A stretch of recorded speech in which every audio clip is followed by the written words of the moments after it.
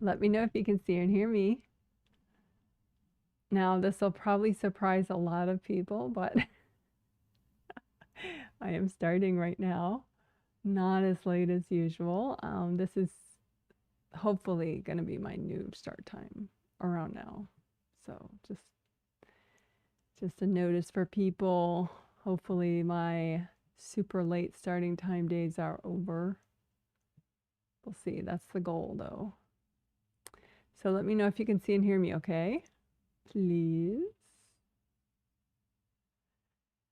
And oh, yay. Thank you. Thank you. Thank you. So if you are thrown off by my early start time, perhaps you didn't sign up to get a text message 5 minutes before the live stream started. But did you know that you can do that now? You can sign up so that I text you before the live stream starts 5 minutes before. How about that? I'm entering this century. If you want that, just email me. And this is my email address right there, janet@jwhealing.com. Even if you haven't purchased the healing, that's okay. You know, say if you'd like to watch as many of the live streams as possible, you know, I could put you on the text list so you get the text. Or if you just want to be text for the sets that you purchased, you can let me know that too. Or if you want, you know, yada, yada. Okay. So let's get to it. So today's date is August 9th, Sunday, August 9th, 2026. And this is the August 2026 triplet set, Healing 2 of 3. And that's our theme for this month, communication, perception, and focus. How cool is that?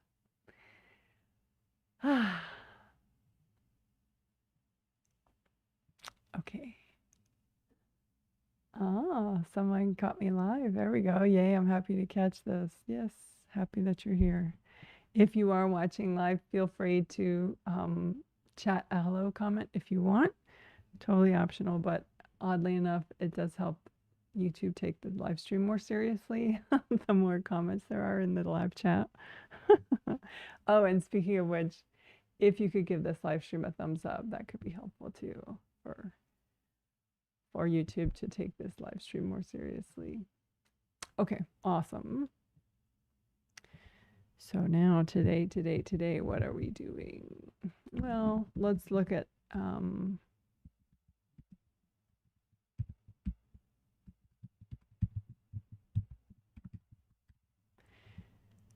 so for a moment, I'm going to look back at the healing we did 3 days ago on Thursday, and I did get really good feedback on it. There were some things there that we're going to repeat, and there's some things that were really good, but we don't really need to repeat. So the things that were really good that we don't really need to repeat, that, you know, if you want to do them on your own, you can use the video for that. Finishing the Akashic Record downloads. That was pretty cool. We did biker shorts work there that I liked quite a bit, where we did the biker shorts meridians. So I may make that into a video excerpt at some point. We'll see. But that was nice. So, you know, we did like the meridians right around this whole area in the front. Plus, you know, unblocking the first and second chakra in the whole area. But I don't think we'll do that too much today. But what we did do that we will do again for sure is sort of like an enhanced 5 essential section, where we do some proactive clearing right after grounding, so that because it's possible that getting more present triggers baggage. You know, it's like you come in and you kind of stir up some stuff. And so the proactive clearing, you know, kind of predicts intuitively what will get stirred up and that is healthy and gentle to clear, and clears it in advance so that your coming in experience is more just, you know, all positive and not, you know, like 2 parts positive, 1 part weird. It's better better skip the weird. So the proactive clearing we will do again today. I do think that helped. The aura repair again will include gold mesh sphere repair, which just helps strengthen, gives you more gold light and strengthens your auras. In comparing and chakra gates, we've been doing the last 2 healings now. Chakra gates are very cool. I think they're sort of like an early warning system to chakra damage. It's like, because the chakra gate of your astral body will get ripped up typically, well, if the attack is from the front, the chakra gate will catch it first and get damaged first. So if you notice, like most of, some of your chakra gates are damaged, it's possible that your chakras are not yet damaged, so you can kind of like catch it early and fix the chakra gates again, and they do help protect the astral body chakras, your major chakras along your spine, and the 7th chakra gate is up here in the 7th layer of the astral body aura, so that also helps protect the 7th chakra. So again, that's like an early, like the canary in the coal mine, that one will get destroyed first if you're receiving a lot of invasive energy this way. So it's a good monitoring system to sort of check what your 7th chakra gate looks like, and if it needs help, if it needs repairing and unblocking, or if it's like it should be, which is like gold flowy mesh looking stuff. So anyway, we did chakra gates in the last 2 healings, and in the last healing we combined, we did the chakra gates after chakra repair. Today we're going to try chakra gates, repairing chakra gates before chakra repair, so we'll see if that helps even more. Since the gates do help protect the astral body chakras, maybe fixing them up first will make it easier to do better work on the chakras. And then after we do back of head stuff and good karma windows back here, which are in the back of the astral body aura, we'll do a second round of chakra gate healing and good karma window healing at the same time, which feels kind of cool. And I think it's probably extra effective, but I haven't really studied it closely. I mean, for me it's extra effective, probably for everybody, but I know it feels really cool. So we'll do that. So that's sort of the enhanced 5 essentials section. It'll have a lot of extra goodies in there.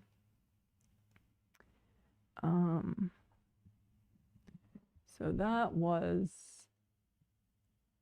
so it was sort of segueing into enhanced 5 essentials section, which we'll do today. So now I'll talk about the other stuff that we're going to do today.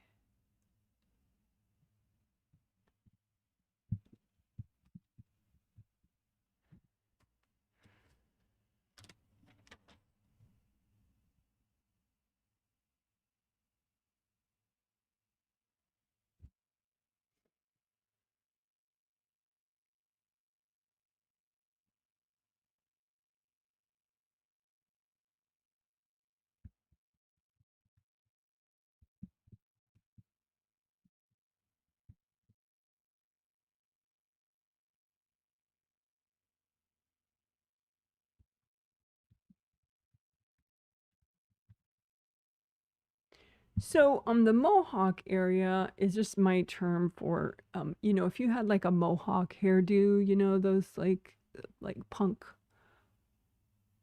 it's like a punk hairstyle where you shave off this part and then you just have this part sticking straight out.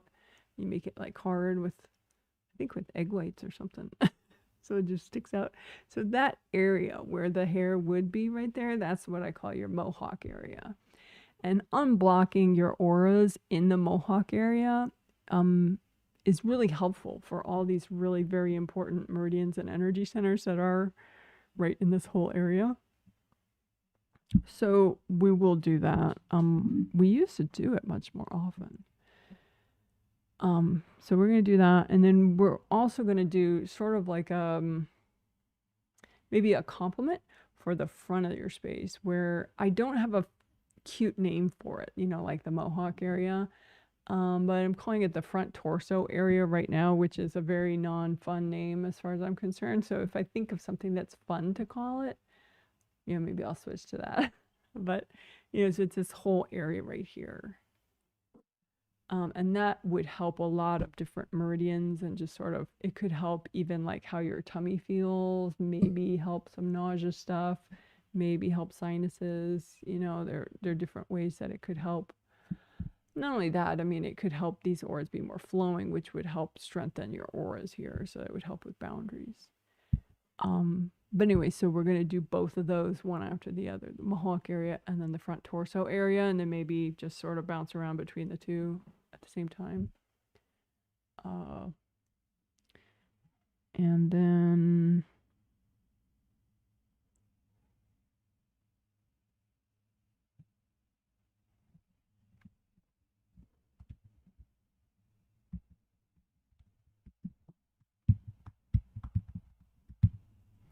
so I'm going to talk about two things that we're doing today. And I'll put them in this same video chapter, because sometimes, you know, making different timestamps like every 30 seconds is just maddening for me.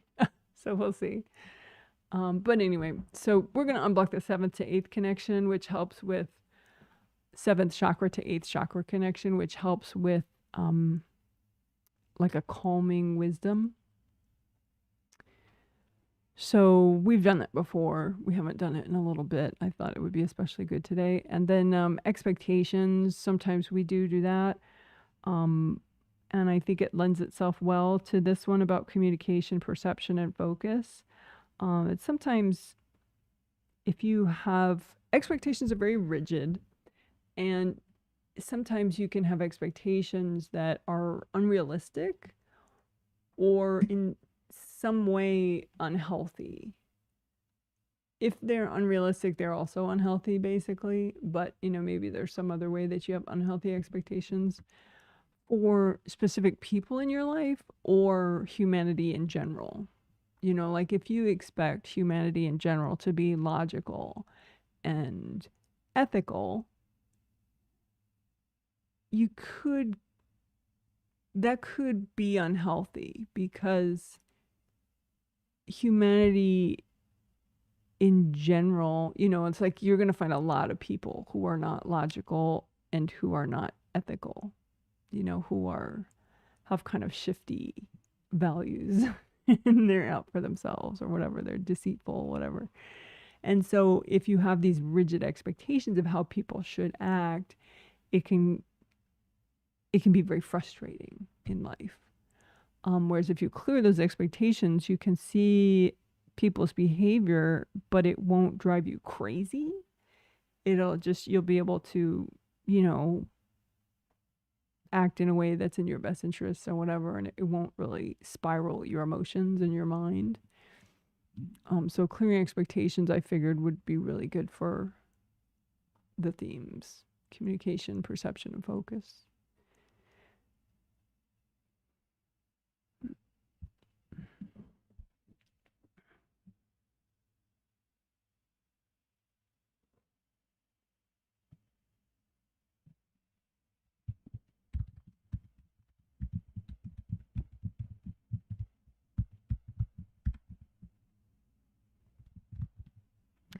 Okay, so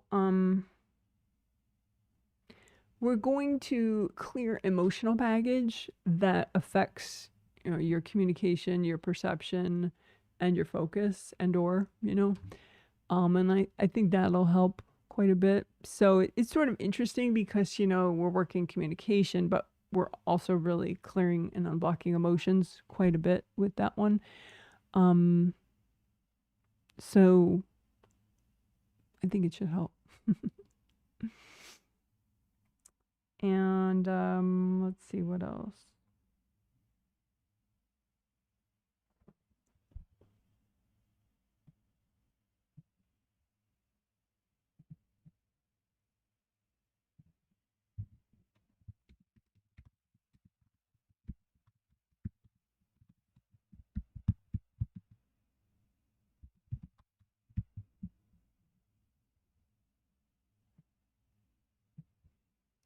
for the chakra gates work, which I've already discussed a couple minutes ago, I'm going to make extra sure to, maybe we'll do like sticky gold wax or something to remove hard objects that are stuck in your chakra gates to the extent that's healthy and gentle. Keep in mind, like you remove some today, you might notice totally different ones tomorrow that maybe some of them are brand new. Maybe some of them have been there for a year or decades or lifetimes, and you're just more present now so you can notice them. So it's not like, you know, we do it once today and now you have no hard objects in your chakra gates. It's definitely one of those things where you can do more over time. Because as you get more present, your vision improves, your intuition improves, your ability to feel energy improves. So, but I think it's pretty cool though, you know, because you can have like a dagger or something stuck in your chakra gate, like whichever one, you know, and you remove it and you ask your angels to recycle the invasive beings that are blocking the repair, and then you end up repairing it fully, and it can really strengthen the flow in that astral chakra, which therefore has a good ripple effect on that physical body, the corresponding physical body chakra. So it's pretty fun work to do like on your own, you know, if you wanted to, if you're feeling geeky. Just, you know, remove some hard objects from one of your chakra gates and repair and just see how it is. But you know, I'll make sure to do some of that when we work chakra gates today.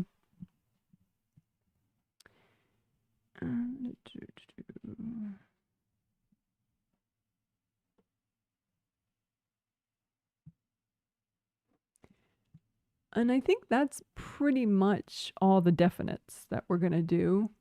You know, there's some things on the maybe list, which I won't mention in case we don't do them. But yeah, that's the basic gist of it. Of what we are doing today in this healing. So now I'm going to do some look at pre-healing chat comments. And again, thank you for participating and leaving a comment because it helps the video and the live stream, yada yada. So we can see and hear you. Thank you. Yay. Happy to catch this. Can see and hear. Thank you. Hi from Milwaukee, Wisconsin. 80 degrees Fahrenheit and cloudy. I think we're like 70 today. We were in the 80s for the last couple of days, but I think today significantly cooler. I might be able to do some gardening after this live stream today. We'll see. That would be exciting for me. Usually lately my streams have been starting and ending so late that, you know, I don't get gardening in. Let's see. Someone says, hello, Janet. Happy to catch you live. You started surprisingly early today. I know. Yes. I think this is the new norm. That's my goal. This time is the new norm. And I don't know if I can text you in the country you're in, but I'm willing to try. If you do receive text messages, you can email me your cell number and I'll send you a text 5 minutes before the live stream starts, like I do for the other people that signed up for that. So you can let me know. Someone says, hi, Janet. Thank you. Oh, I did want to make a note about surveys.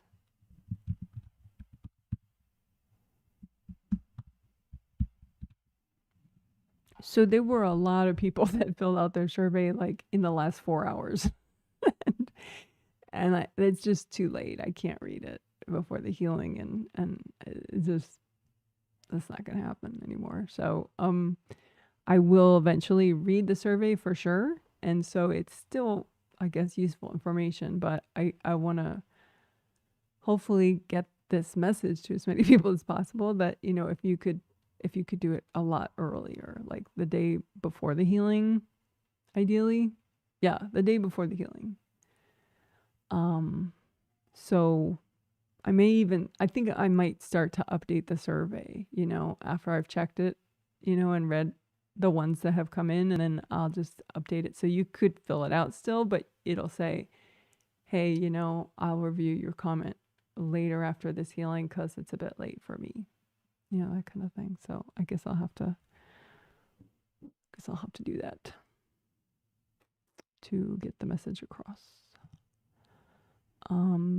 But thank you to everybody who did take the time to fill out a survey. I appreciate it, and it is helpful. It makes me a better healer, better able to address everybody's issues. All right.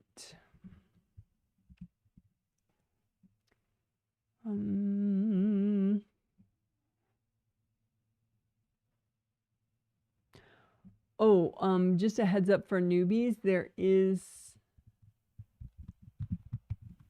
there's a 5-minute newbie info video that I linked in the info section. You could go ahead and watch that if you need to know who I am and what the heck I'm doing in these live streams, and you know how to heal yourself as you watch. It's in that 5-minute video called Newbie Info, which, you know, if you search Janet Wright Healing Newbie Info, you'll find it on YouTube, but it's also linked in the info section of this live stream.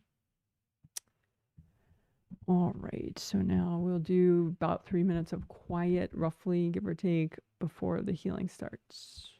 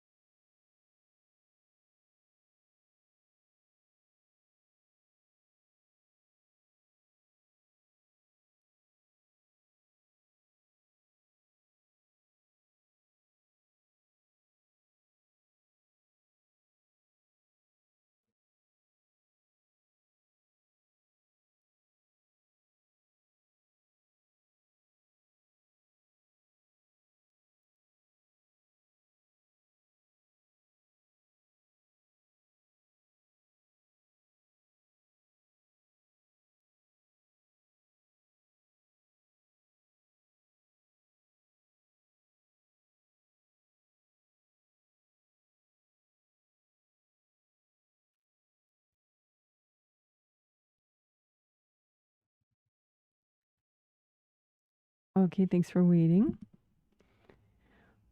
So let's do grounding. You can recreate both your groundings, make them big and wide as all your auras, and wide all the way down to the core of the earth. Make them both the same color, either red or orange or yellow.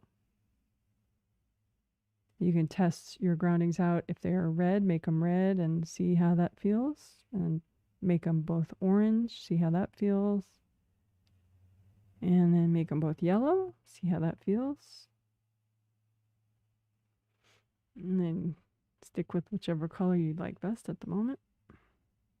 And you can make a copy out in front of you of your groundings and comb through them with gold light from your hands. And bunch together the energy blocks in your grounding and surround them with lots of gold light. You can say, angels, if there are any invasive beings courting these blocks, can you recycle those? Again, scoop together all the energy blocks in your groundings. And angels, can you recycle beings? And then use so much gold light that you melt cords from people. And then melt the blocks.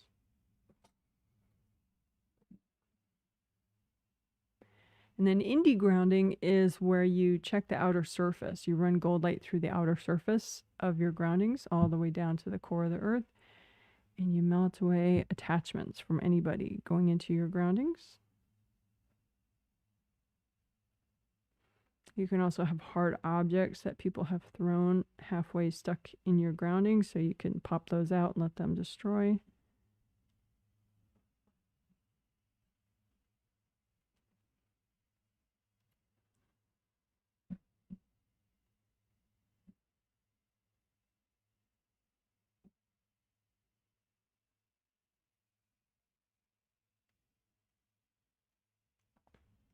All right, good job.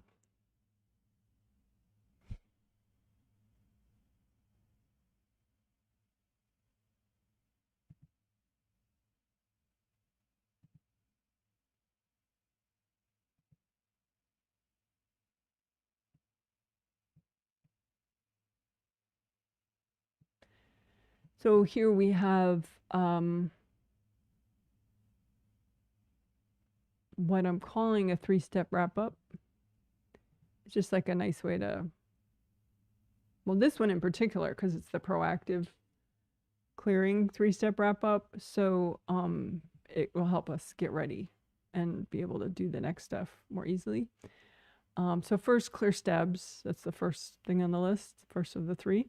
So stubborn triggered energy blocks is what stubs is. So just make a big gold blanket out in front of you and pile onto it copies of anything that's triggered for you. Any baggage, any stuff people dumped in your space, anything that's triggered by something I said, by our themes, by something that happened in your life. Just pile it all on the blanket out in front of you. And you can ask your angels, is it healthy and gentle to clear all this right now? And deep breathe while your angels sort through the piles for you. So that whatever's left, yes, it is healthy and gentle to clear right now. And then you can do the rest. Oh, well, angels, can you recycle any invasive beings that are hooked into this stuff? And then now you can do the rest. Just lots of gold light, melt the cords from people going into these energy blocks. Melt your energy out. And once everybody's out, you could blow up all the blocks, or you could keep using gold light to fully melt them.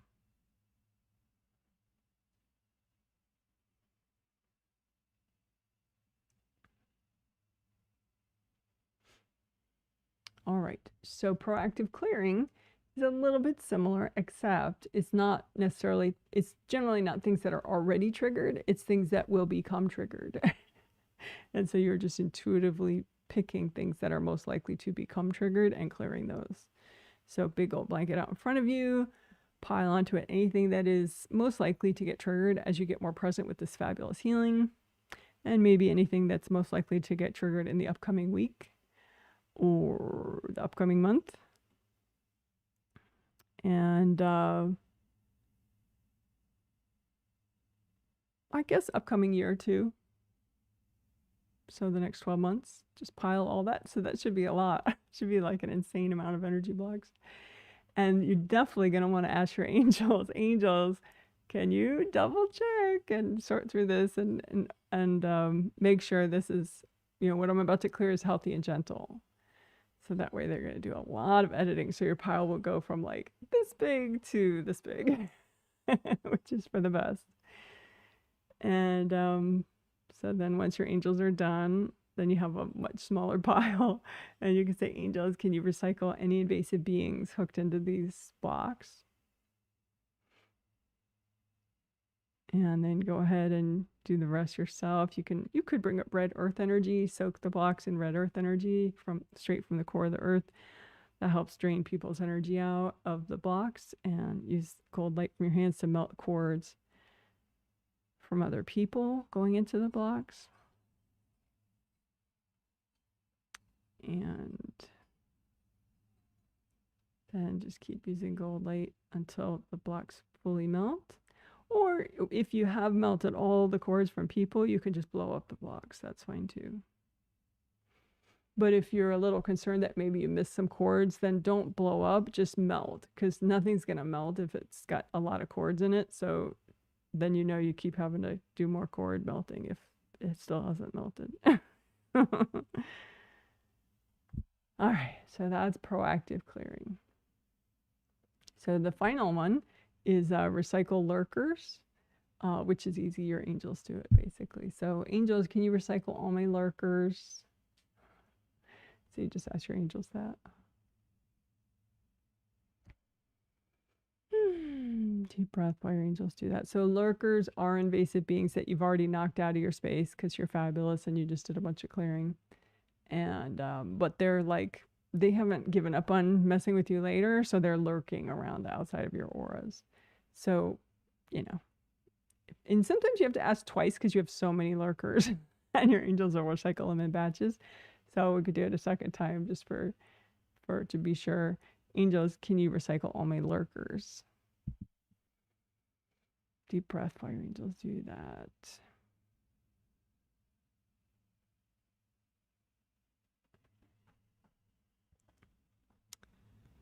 All righty. Good job, good job.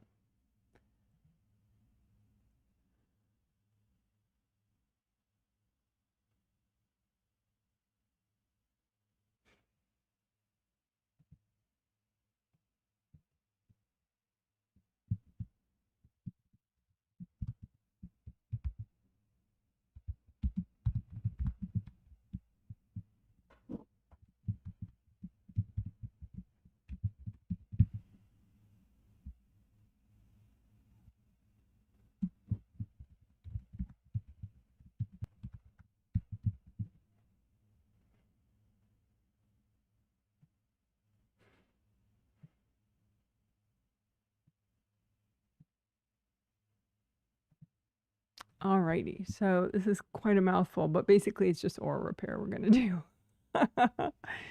But it's including the repair of gold mesh spheres, which I like to say GMS instead, because gold mesh spheres is kind of a mouthful, of your Wei Qi auras. So Wei Qi auras are strong boundaries energy, basically. You have 15 of them, these auras, and each one is dedicated to a certain meridian, and it helps nourish and protect that meridian. And the gold mesh spheres continually generate gold light unless they're banged up and ripped and stuff.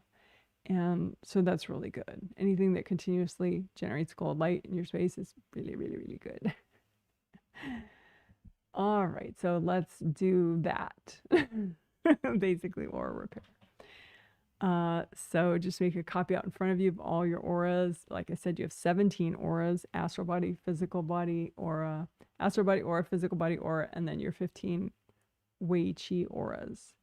But they're all in the same place, so it looks like a big bubble if you're not really precise about your vision.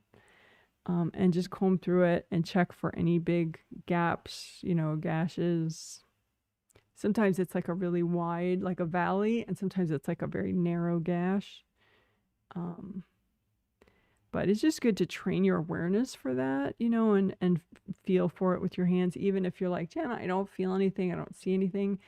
just keep practicing. I mean, you know, you don't have to spend all day on it, but, you know, at least try, you know, like particularly if you feel weird, like you have a headache or your tummy feels funny or your lower back has started to give you trouble, you know, check your auras around that area because chances are you have aura damage in those areas. So, and then you could repair locally, like one area at a time, which I like to do if I meditate on my own often. I do it that way. But we're going to do it in a very newbie friendly and sort of time efficient way right now, where you just repair all the rips at the same time, no matter where they are in any of your auras.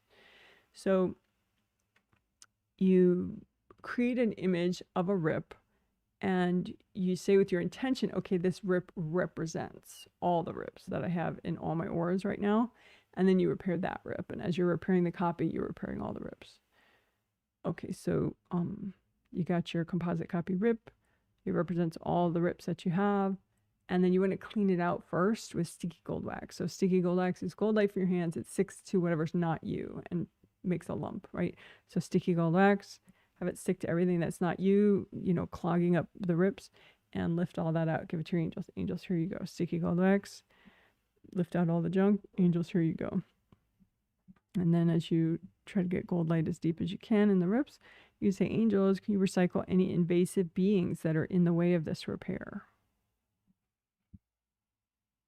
Because if they're really all gone, then the gold light fills it up as if you're like filling gold water into a cup, and it just, and then it all kind of grows back and mends itself. Your aura, that rip is gone then, you know. So but if there's still like this weirdness and it's not repairing, even though you're sending gold light in, it's because generally it's because, well, there could be still some hard objects stuck in there that you want to get rid of and give your angels, or usually it's just invasive beings that are just like swarming around the area because they like the leaking energy. So anyway, sticky gold wax, get everything out. Angels, here you go. Sticky gold wax, get everything out. Angels, here you go. And get it gold light deep in there so you can fill it up and make it all get repaired. And then that usually repairs most of them, but maybe not all of them. You might have one or two that are a little more stubborn. So make another composite copy and just say, well, okay, it's for the leftover rips that you still have. And then you do the same process. Angels, can you recycle any invasive beings in the way of this repair? Sticky gold wax, lift out the junk. Angels, here you go. Sticky gold wax, lift out the junk. Angels, here you go. And get that gold light really deep in there.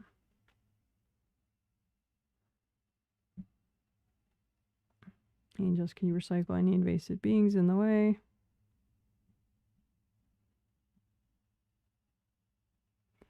And then you can feel the outer surface in case you missed a couple little leaks. Can repair those with gold light.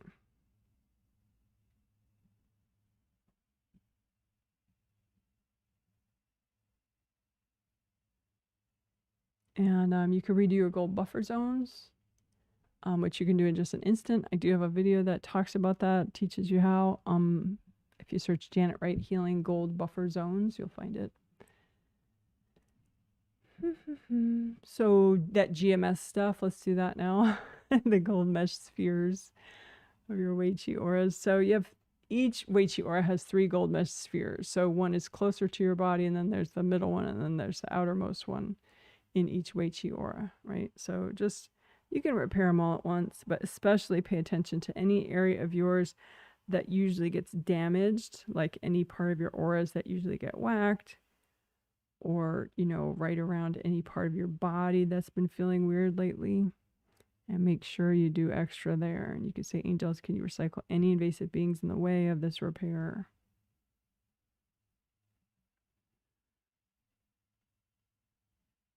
You could make a composite copy of all the rips in your gold mesh spheres. So imagine like a triple decker hole, basically.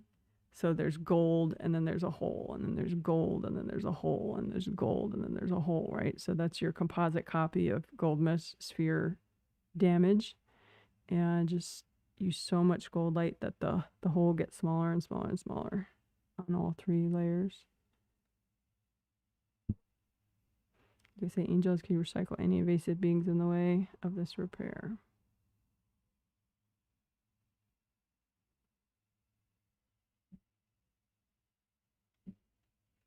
And just a heads up for newbies and even some intermediate people, it's possible that sometimes energy stuff that I'm doing in these healings is over your head, or you're not in the mood to get that detailed with it. That's okay. You don't have to do everything that I'm doing.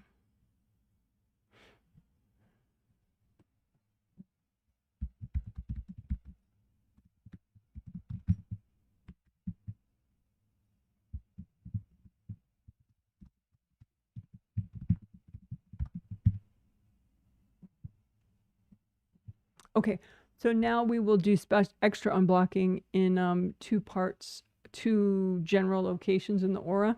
So the mohawk area, as if you had a mohawk hairdo. So this whole area right here will unblock that part of your aura as extra.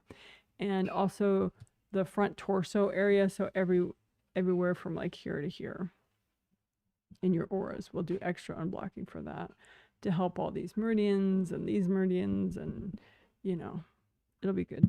So let's start with the front torso area and unblock all that, your auras there.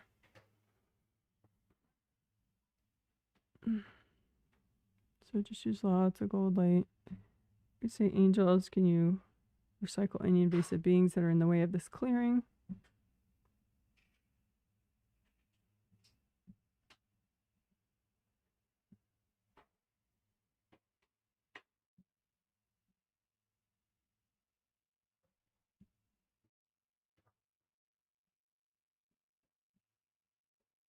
And in the mohawk area, you know, right around here, you can just imagine that part of around your head and neck.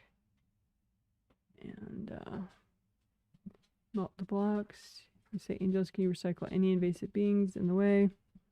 And the bigger blocks, probably a lot of people are going to be cording them on a subconscious level. So just take your time, melt the cords, and then melt the blocks.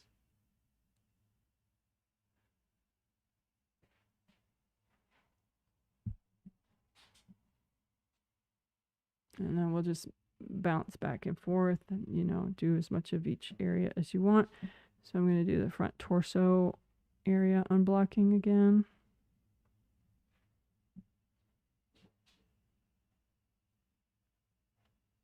Melt cords from people. Ask the angels to recycle beings in the way. And your intention, of course, is throughout this healing, your intention is you want to do what's healthy and gentle to do right now. Because if you have this sort of attitude like, well, I've been stuck for so many years, I'm just going to clear it all today, you're going to create a lot more problems for yourself than you saw with that attitude. So try to be smart about it. It's great that now you're motivated, but there's still a reality of, like, there's a healthy level that each person has unique to them, and so respecting that is wise. All right, so unblocking in front of the torso, and just surround those energy blocks with gold light. Angels, can you recycle any beings in the way?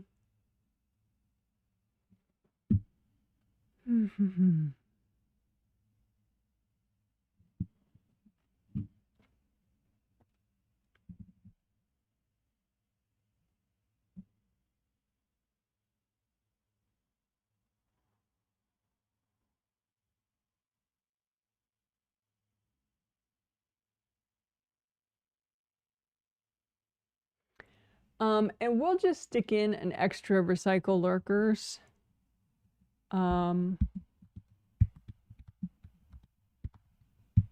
Since that work probably did knock out a bunch of invasive beings. So angels, can you recycle my lurkers? All right, good job.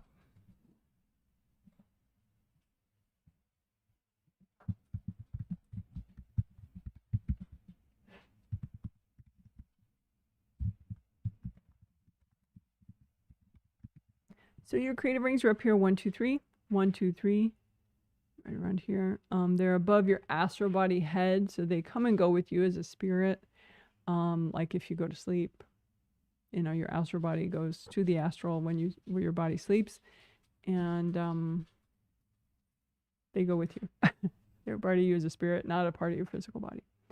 But anyway, you can imagine them out in front of you, the 3 gold rings, and check for flaps. See if the flaps are closed or if they're sticking out. And sometimes it'll just be a few of them that are sticking out. Sometimes they'll all be sticking out. And it's just a good indicator for what kind of damage, what kind of invasive energy you're handling with your creative rings. If you're handling it well, then all the flaps are shut. But if you have some issues you need to take care of, then some of the flaps will be sticking open. So this is what it looks like when the flaps are all sticking open. And that would be a top-down view of one of your creative rings, any one of them. So that's not what you want. You want a nice smooth outer surface because the flaps are relaxed and they fell shut. Because then it's a lot harder for people to cord you and get you overwhelmed and unfocused. So just melt cords and repair any damage. You can have cracks, you can have missing chunks.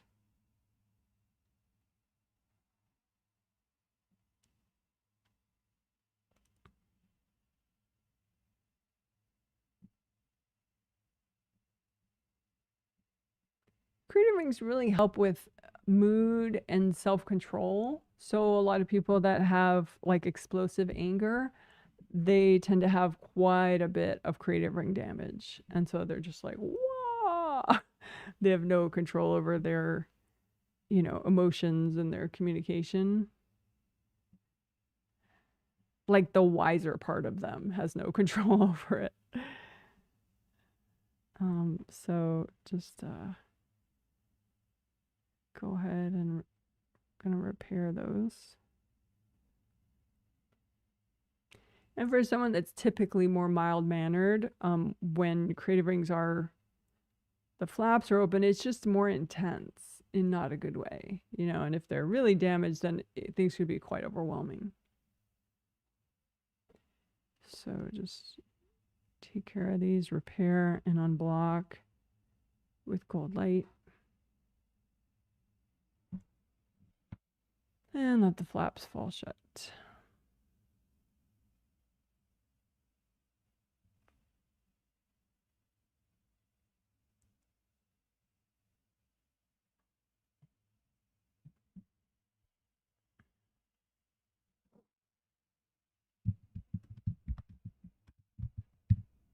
All right.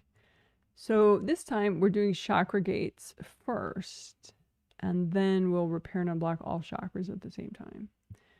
So chakra gates are, for chakras 1 through 6, they're directly in front of your astral body chakra in that the corresponding aura layer. So your 6th chakra gate is in front of your 6th astral body 6th chakra in your astral body 6th layer. Likewise, 5th chakra gate, 4th chakra gate, 3rd chakra gate, 2nd chakra gate, and 1st chakra gate is very close to the 1st chakra because your 1st layer is closest to your body, right? And then 7th chakra gate is up here because your 7th layer is the furthest out, and your 7th chakra, the energy goes up and down, unlike 6 through 1 where the energy goes front to back, right? So let's do it. So it's kind of, for me, it's a little distracting to, you know, all the different locations for all of them. So I just like lining up copies of all 7 of the chakra gates out in front. So they're like, they should look like gold flowing little rectangular pieces of mesh, gold mesh. But they can be completely bashed up. They can be solid black or partially white or whatever because of beings or people cording or rips or hard objects stuck in them. So just take a look at your copies, see how things are going. And even if you can't see, you can heal them. Just use lots of gold light. Can't go wrong with that. And you can just, with your intention, just pop out any hard objects that are healthy and gentle to get rid of right now. And you can say, angels, can you recycle any invasive beings that are in the way of this repair?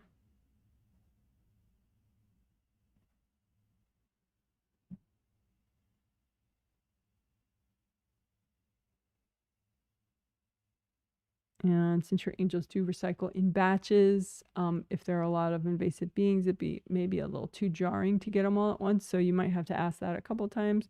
So you can say, angels, can you recycle the beings again?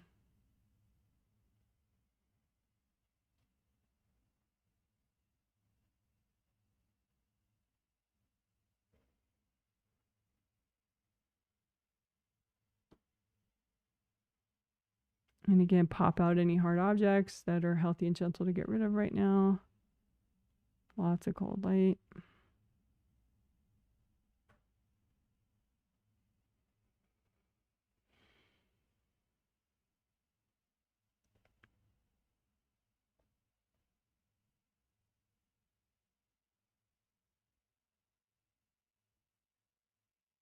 Pop out the hard objects. Angels, can you recycle any invasive beings in the way?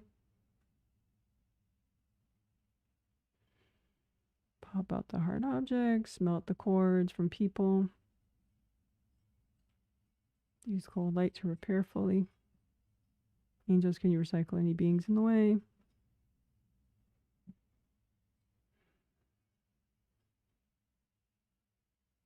Melt the cords. Pop out the hard objects. Let them destroy. Angels, can you recycle any invasive beings in the way?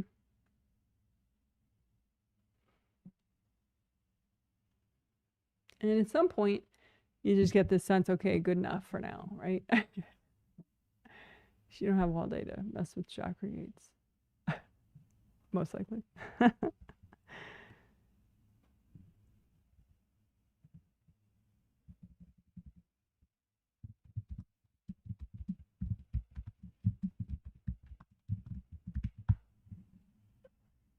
Okay, so now we'll do chakra repair and unblocking.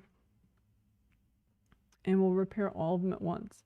So chakra gates corresponded to just the astral body, major chakras. Although there's a ripple effect, though, you know, that helps the physical body chakras too, and then that helps the minor chakras, yada, yada, yada. But now we will literally be direct healing all of the chakras at the same time. So all major chakras, physical 7, astral 7, and then all your minor chakras, which includes all your acupuncture points, energy centers in your limbs, around your joints, whatever. Lots of them. So this is the basic chakra shape. Open cylinder, equally open at both ends to facilitate releasing. So just make a copy out in front of you and say with your intention, okay, well, this represents all of my chakras of my body and my spirit. And then just use cold light and repair and unblock, melt cords, melt baggage. And there's a level of unblocking that you really have to do in order to fully repair things, because otherwise it's like it's so caked on with energy blocks that the gold light doesn't permeate well enough to repair. So lift out the blocks in the way of the repair, melt those away.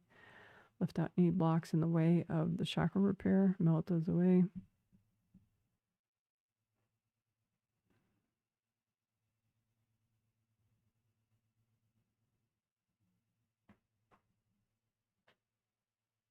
And of course, you know, angels, can you recycle any invasive beings in the way of this repair?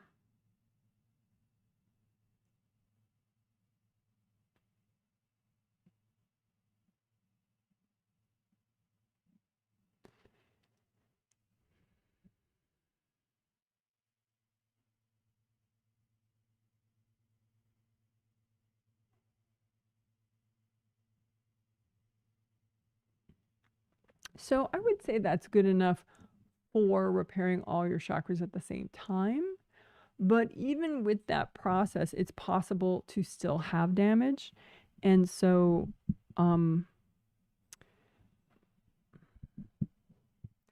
so we can spot check, at least the major chakras, because it's possible that, you know, there was an extra invasive being that's still there that blocked the repair of a couple of them, you know, something like that. So you can check, like, say, the backs of 654-321.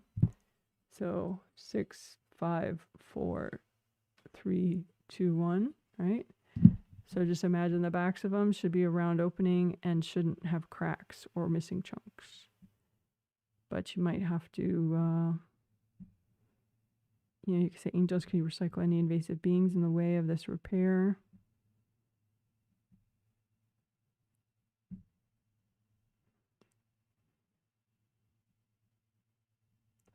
And you can unblock the auras behind your 6 chakras, astral and physical, 1 through 6. Unblock the auras directly behind there to take pressure off the chakras. Again, repair the backs of 6, 5, 4, 3, 2, 1, astral and physical.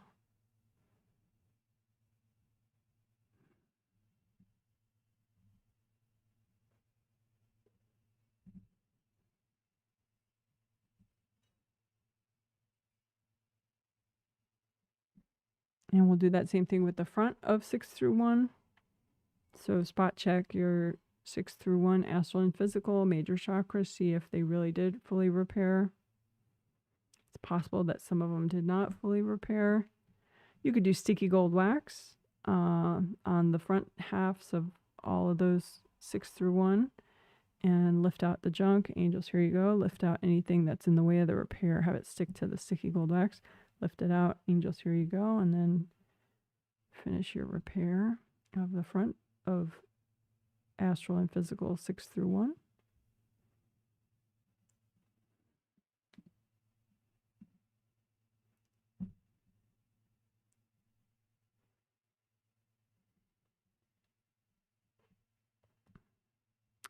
First chakra at the base of the spine has to do with abundance and safety and courage. So it can get quite blocked up in the front.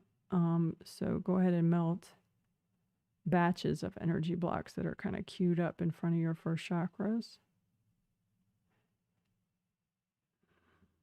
You can say, angels, if there are any invasive beings in the way, can you recycle them?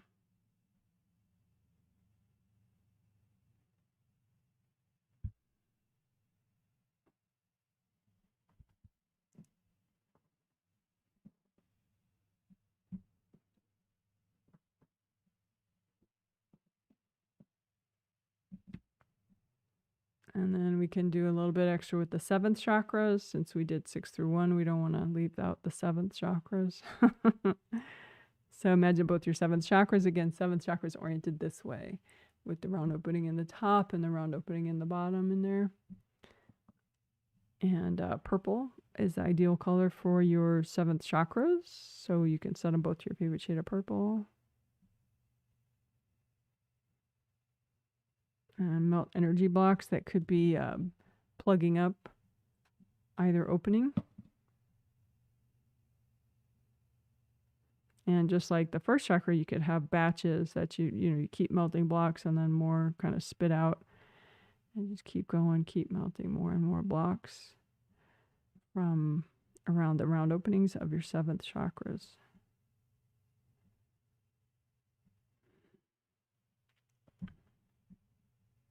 And 7th chakra is really cool. It's like, I would say 7th chakra and 6th chakra are sort of like your ideal command centers through which you perceive and, focus.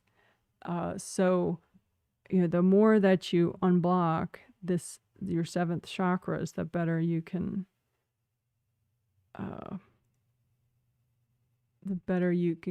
focus, the better you can have clear perception.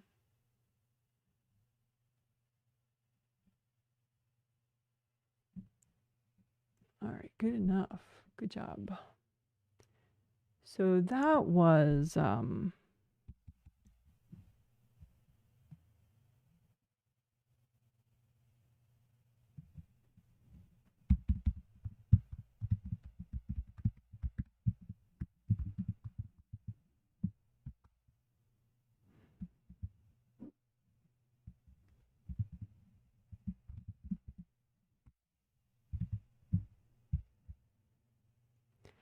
so 6 through 1 apostrophe S for chakras. Yes. Say CHK yes. So 6 through 1 chakras and then 7th chakras is what we just did. All right. Pretty cool.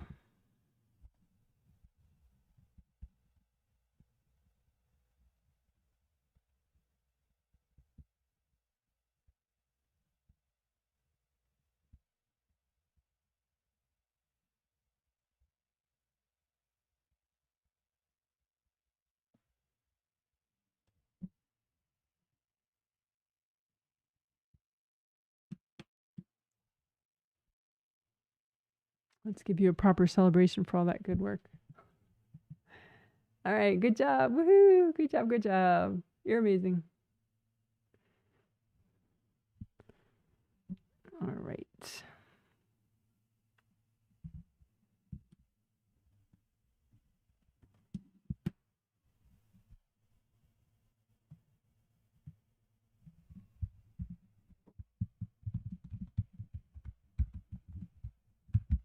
So now we'll do the back of head stuff. And the first thing for the back of head stuff is the meridians back here, the base of skull acupuncture points on these meridians back here. So let's get a nice image for that.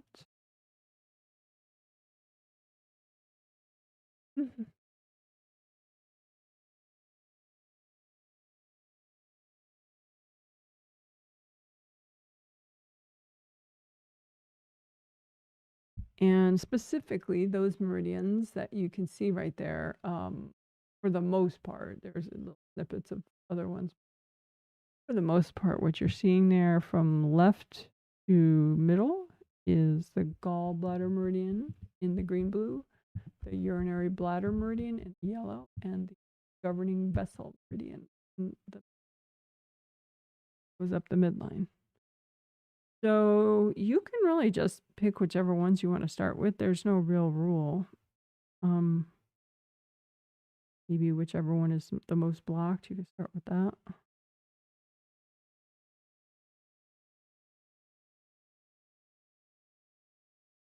I'm going to start with GV, governing vessel meridian, that goes up the midline of the back. With all these meridians, ideally you want them to look red and flowy, like a red flowy tube with red flowy life force within it of yours and your bodies.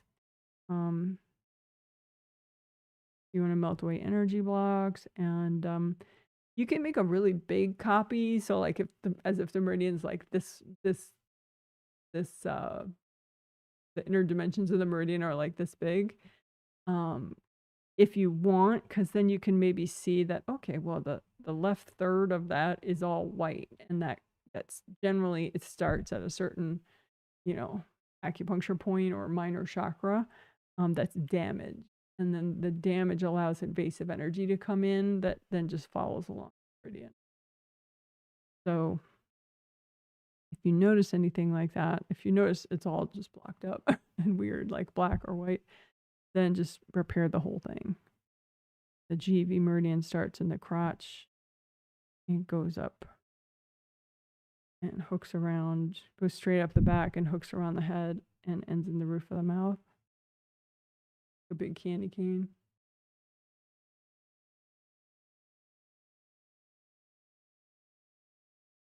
Pop out any hard objects. Angels, can you recycle any invasive beings in the way of this repair?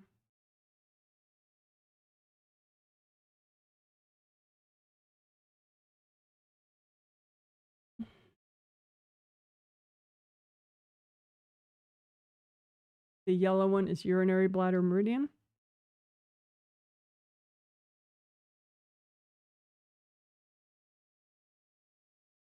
That one, at some point, I might get a different diagram that shows the top of the head better, because the urinary bladder meridian and the governing vessel meridian have points right here on the top, which are kind of cool to work. But you can just imagine there's like 3 points. The urinary bladder meridian up there on the top of the head. Each side has 3 points, 3 chakras. Each side of the urinary bladder. You just imagine them and repair them and unblock them, pop out of hard objects. Angels, if there's any invasive beings in the way of this repair, can you recycle them? Urinary bladder meridian points that you can see on that diagram. Nice to work too.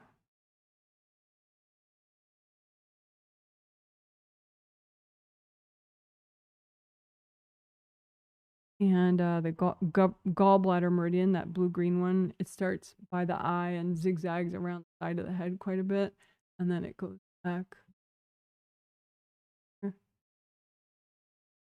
If you feel you want these meridians to feel like expanded and relaxed, and rather than like tight and constricted, and you want them to have good flow.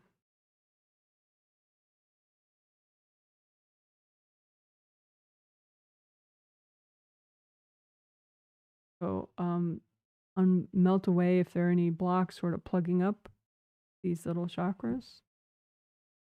The dots on the diagram are chakras.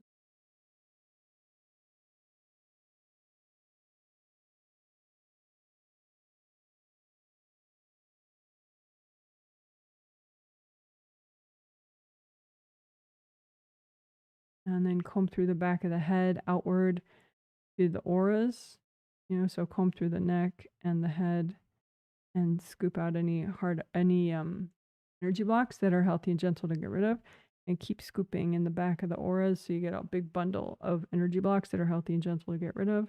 And say, angels, can you recycle any invasive beings plugged into these blocks? And then use so much gold light, you melt all the people out and their cords away. And then melt the blocks fully.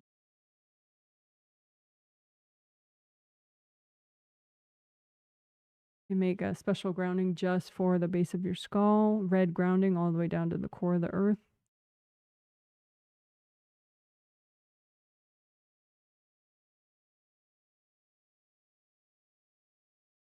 And this kind of work will typically knock out invasive beings that are in your space. So you can say, angels, can you recycle my lurkers? Angels recycle any beings that have popped out, but they're still trying to do mischief.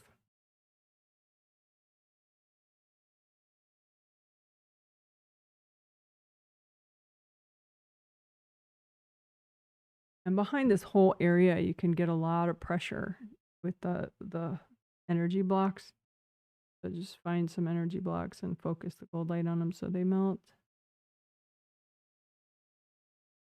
And again, your mohawk area, go ahead and unblock that a bit more now.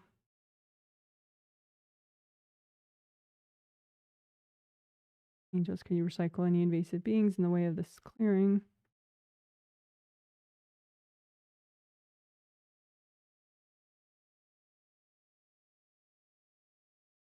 And you could have some invasive beings that are kind of half in, half out, which is quite uncomfortable. So you can just say, angels, can you recycle any invasive beings that are half in or half out of this area? Angels, can you recycle any invasive beings that are messing with this area in any way? There's some energy blocks and melt them. Alrighty. So that's base of skull point work. Then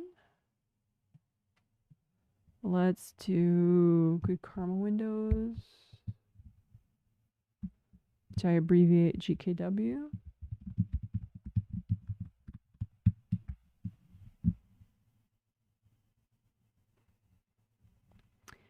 So your good karma windows, you have 7 of them, 1, 2, 3, 4, 5, 6, 7. They are in your astral body aura, much like chakra gates are in your astral body aura as well. But their good karma windows are back here behind the base of your skull area. And their shape is like this. They're a little smaller than this drawing probably, but it's a good depiction of the general shape of them. And each one is a different color for whatever color your energy is in that aura layer. So if you set your first chakra to red, then the first good karma window back here is going to be red, or should be red. It might be covered with black or white or something, so it doesn't look red. That's when you know you really got them all nice, when you actually, either intuitively or visually can see that they're all the right rainbow colors based on what your energy is for each chakra. If you set your first to red, your second to orange, yellow, green, blue, light blue, deep blue, purple.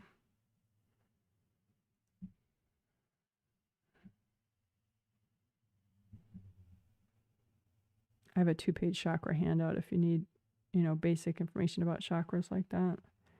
I could email it to you if you ask. But anyway, so good karma windows back here. You can line up copies of them and just repair them and unblock them with gold light.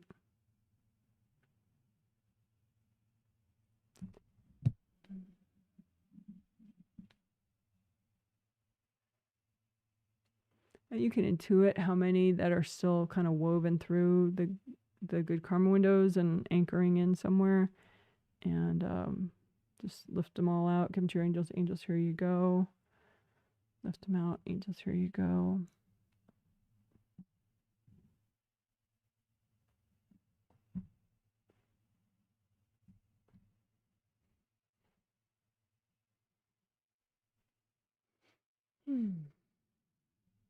All right, so that's good enough for sort of the basics of good karma windows, basic repair and unblocking. So now we will do them at the same time as the chakra gates.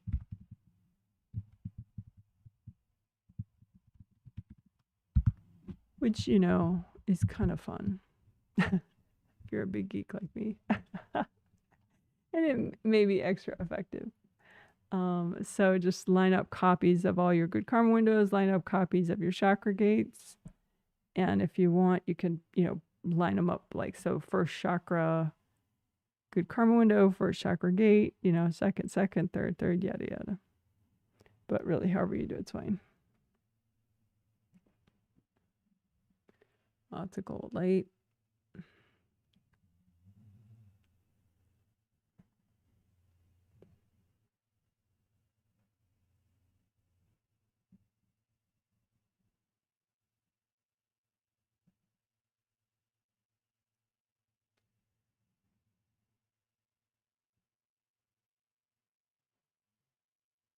Deep breath, breathe into your hips, breathe into your knees and your ankles, your toes.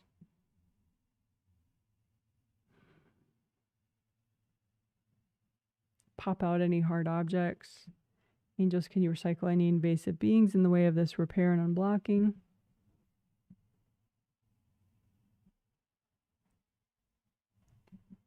You can, to the extent that's healthy and gentle, you could do sticky gold wax on all of them at the same time. So sticky gold wax, all your chakra gates and all your good karma windows. Have the gold wax stick to whatever's healthy and gentle to clear at this time.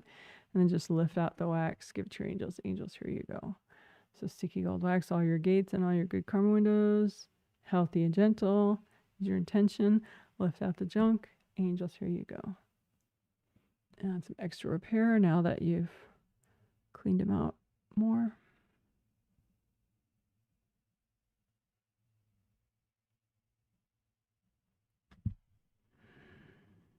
Couple deep breaths.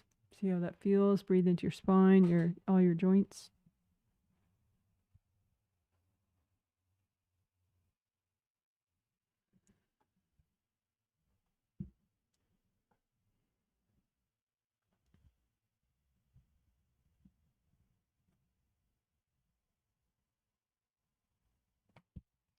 Speaking of which, let's do a different 3-step wrap up that also unblocks all your joints and your major chakras and your creative rings all at the same time. So first, let's do recycle lurkers. So that's easy. Your angels are basically doing it. Just say, angels, can you recycle all my lurkers?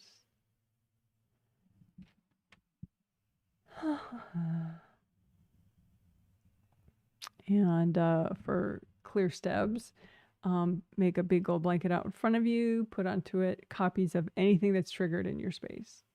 stubborn triggered energy blocks, right? So anything that you need to clear in your space, anything that's triggered, anything that upsets you on any level, just put it out on the blanket. And you can say, angels, can you recycle? Or angels, can you double check? Make sure this is just what's healthy and gentle to clear right now. Deep breath while your angels sort through it. And then angels, can you recycle any invasive beings that are courting any of this junk? Deep breath while your angels do that. So then these are just some energy blocks that probably a lot of people are courting, which is why they haven't cleared yet. So melt all the cords from people. People cord for all sorts of reasons. You don't have to worry about why. Lots of gold light, melt all the cords, and then go ahead and keep melting so you melt all the blocks fully. Or once you got everybody out, you can just blow them all up.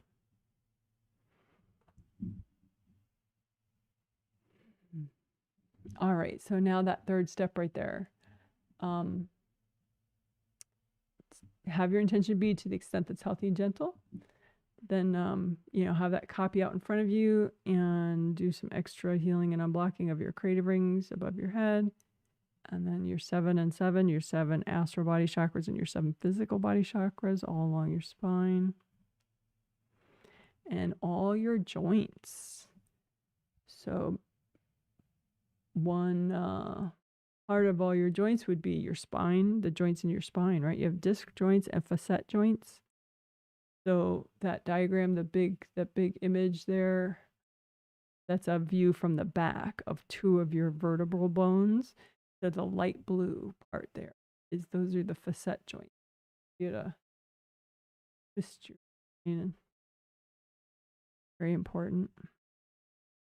So just go up and down your spine and give extra gold light to your facet joints. You can bring up red earth energy and soak any of your joints with red earth energy. Same with your meridians. Red is a nice body color. Any body stuff. Except for the upper chakras.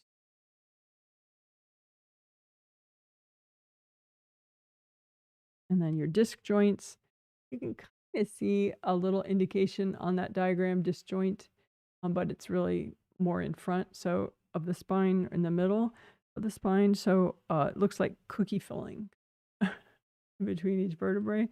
So just go up and down your spine with gold light and red earth energy and heal your facet joint. I'm sorry, your disc joints as well. And if you notice any are like, it's kind of like a traffic jam area, just use extra gold light to unblock them. The angels, if there are any invasive beings messing with my spinal joints, can you recycle them?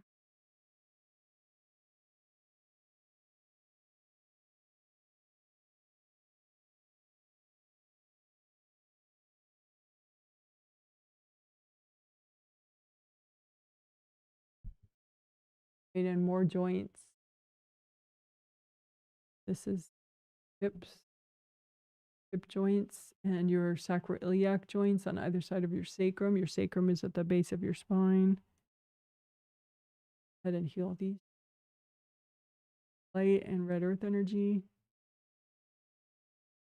And then all the other ones that I don't have a diagram for, your knee joints, your ankle joints, and you have a lot of little joints in your feet and your fingers and your wrists and your ankles, elbows, shoulders. So just go around and improvise.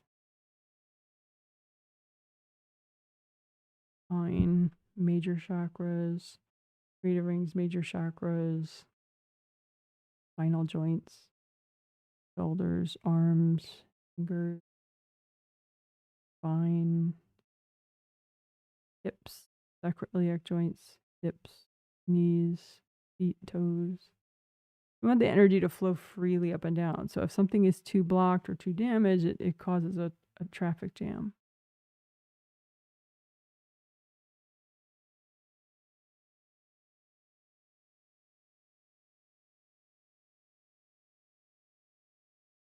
Good job. Woohoo. And that is a short video already. The 3-step wrap up, including all joints, in the short video playlist. which is featured on my YouTube page. And I believe it's also linked in the comment section. This video. The info section.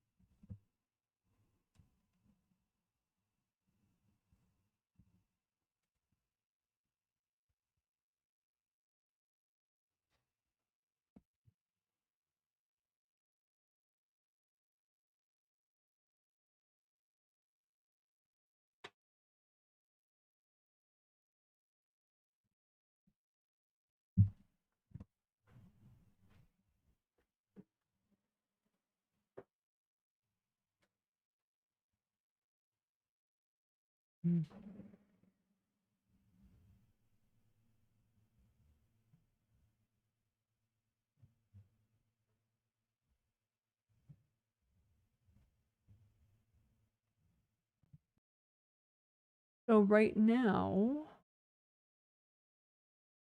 we will unblock this area, which you might not be able to tell from the diagram what that area is, but your 7th chakra in the top of your head, that's that giant bucket shape thing right there. So go ahead and prepare and unblock the gold flowy connection that you have between your astral body 7th chakra and your 8th chakra, which is looks like a big gold sun above your top of your auras. Oh, it could be if your higher self is like really interested in what you're doing right now, then it'll be close, like a foot above there. But if you're doing something kind of stupid, you know, like watching some ridiculous videos on YouTube that your spirit doesn't care about, that you as a spirit don't care about, then it could be even 9 feet above the top of your aura, which is fine. Just make sure that connection is gold and flowy between your 8th and your 7th chakra. And melt. You don't want anyone else hooking into that, so just melt everybody.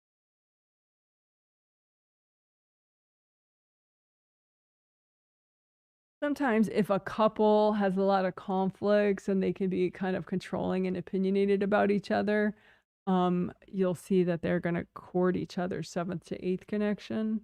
And so you definitely want to, you know, if you're one of those people, you want to stop that, you know, like let go of other people's 7th to 8th connection just with your intention. Just imagine letting go of that and go ahead and use cold light up and down your 7th to 8th connection and melt cords from everybody. Especially if you have someone especially controlling in your life. And you could have hard objects stuck in there, like you see right there, image right there, black sort of peg thing stuck in there.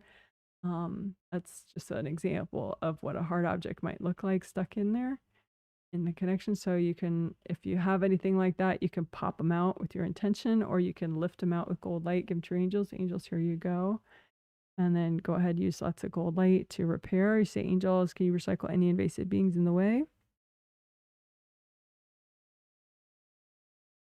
And go ahead, find another hard object stuck somewhere in your 7th to 8th connection. If you have any more, and you can just sticky gold wax the whole connection and get them out at once. All the hard objects. Angels, here you go. Angels, can you recycle any invasive beings in the way of this repair?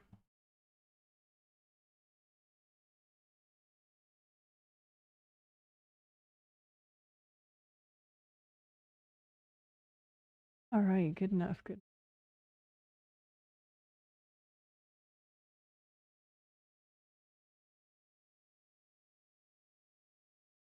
job.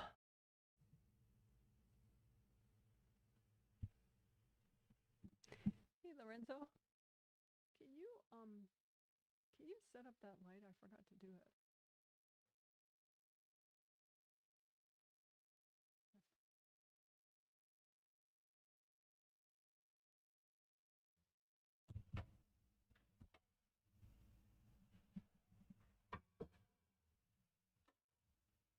You can flop the light down temporarily while you move it. There you go. I'm just having Lorenzo add a light that I usually use that I forgot to set up. There you go. Thank you. It's at the lowest setting already, isn't it? Yeah, it's fine. All right.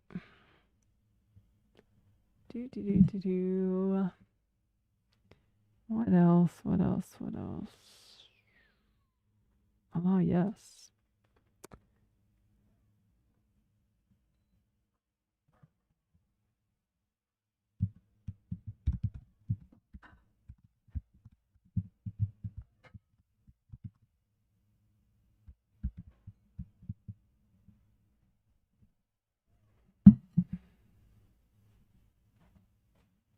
All right.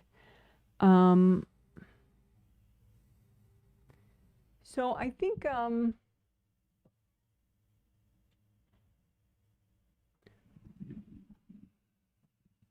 maybe it'll be interesting to clear all your expectations all at the same time. We'll just have the angels double check that it's healthy and gentle for sure. And then we'll do 2 rounds of it. So expectations are very rigid. If you expect something to happen a certain way, it's easy to kind of freak out if it doesn't happen that way. You can have plans, but expectations, it's like it's when you really get set on, okay, this is how it should be. This is how it's going to be.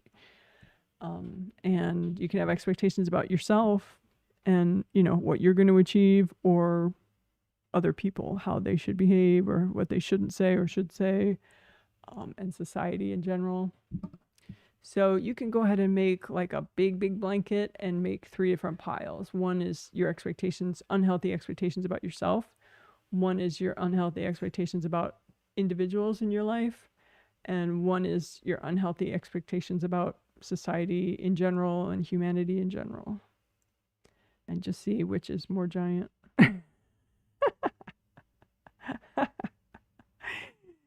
And you could say, angels, can you please sort out, and only keep what's healthy and gentle to clear right now. And then, angels, can you recycle any invasive beings plugged into these blocks? Deep breath while your angels do that. So then now, you're definitely going to melt people out, right? You can do that part. Just lots of gold light, melt everybody's cords, melt everybody's energy out of these expectations.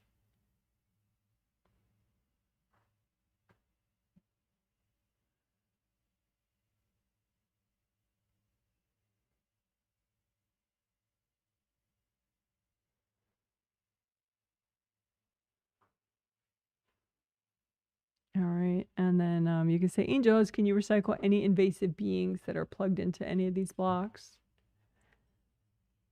Deep breath while your angels do that. So now you can just wash everybody out even more. Just do a little extra. And once you're pretty sure that everybody's out, you could blow up the blocks, or you could just keep using gold light until they all fully melt.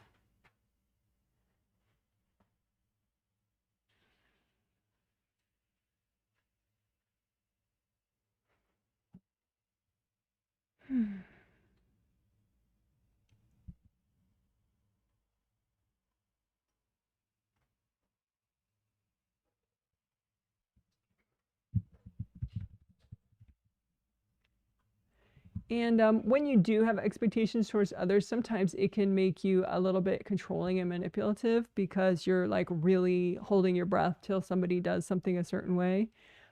So just as a compliment to that, you can call back your energy just in case you left it with somebody. So make a big gold magnet, whatever shape you like, some 3D shape, sphere, triangle, pyramid, square, cube, whatever, doesn't matter. U-shaped magnet like in the cartoons. And just make it, with your intention it's a magnet, and have it call back all your energy from wherever it was, especially if it was in other people's spaces because you were stuck with expectations. call back all that energy of yours into the magnet, and then just say, angels, can you help me clean all this out so it's, you know, it's good for me to receive again. And you can run gold light through it too. So it's all cleaned out and it's your energy, so you can go ahead and give it back to yourself. Deep breath. See how that feels. Breathe into all your joints, all your chakras, your grounding. So how does that feel to have cleared a bunch of expectations and called your energy back?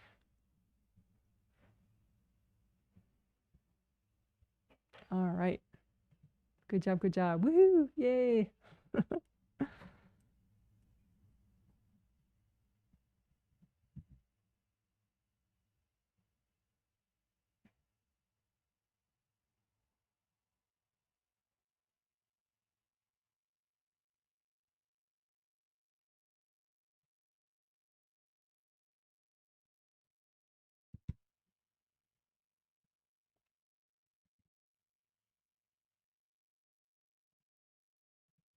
Okay, gonna have a little quick wardrobe adjustment here. All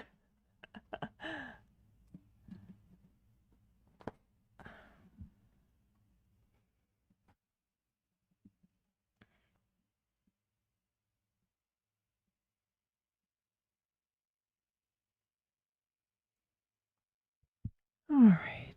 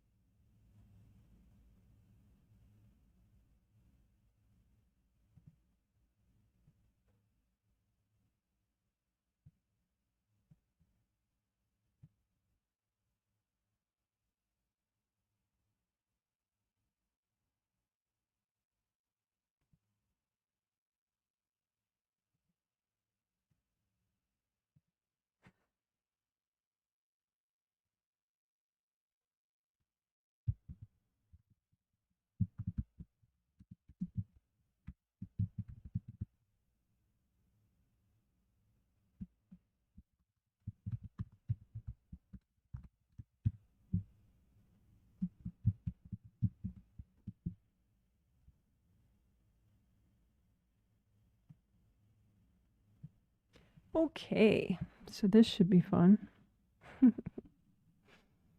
So now we're going to clear emotional baggage that you have, and it could be from past lives even, but you still have it that you haven't yet cleared, that's in the way of any of the themes. So your communication, your perception, or your focus.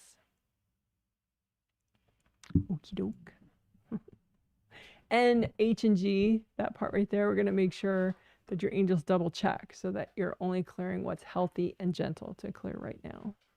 Okay, so you can make a big gold blanket out in front of you. If you prefer, you can make gold dumpsters or gold boxes, whatever, or just make piles without any sort of container.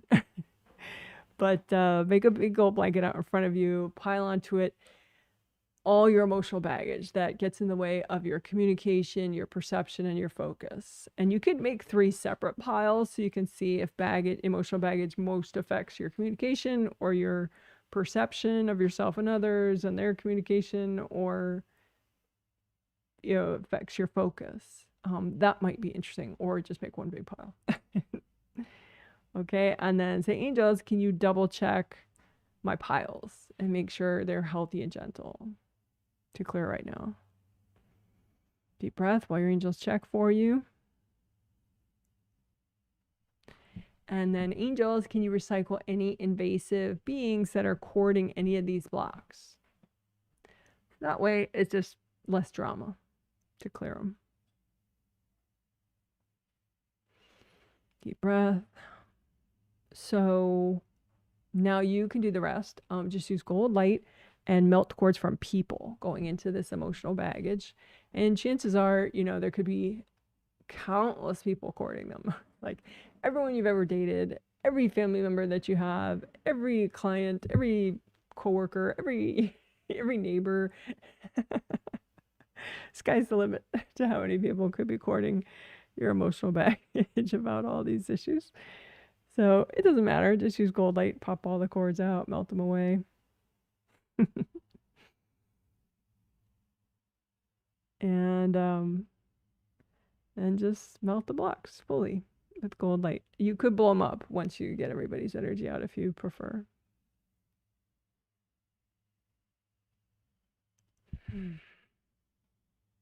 Deep breath, breathe into your body.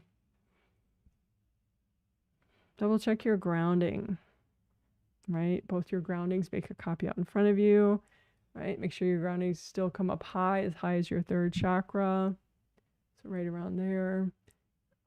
Your groundings come up high, nice and wide as all your auras, all the way down to the core of the earth, right?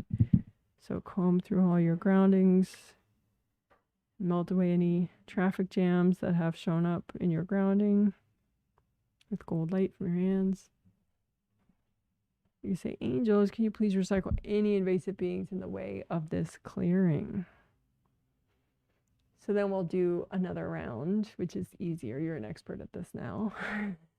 So big gold blanket out in front of you, and you can make 3 separate piles or 1 big pile.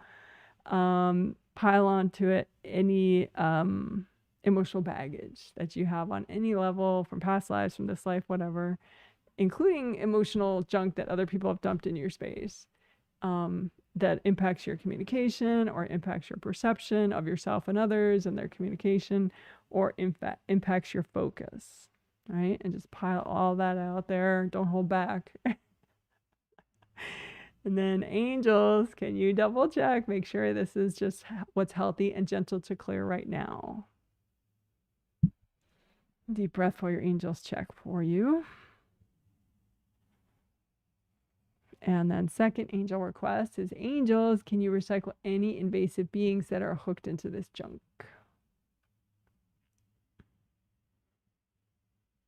Deep breath.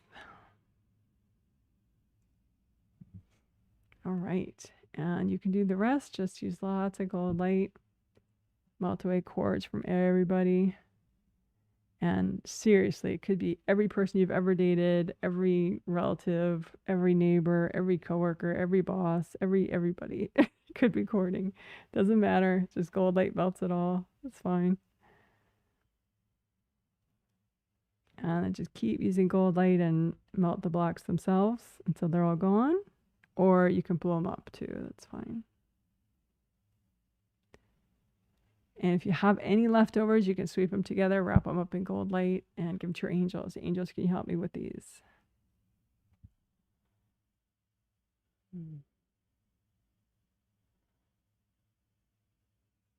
All righty. Good job, good job, good job.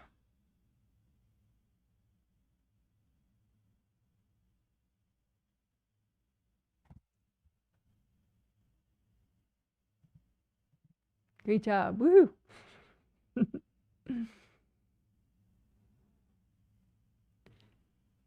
All right.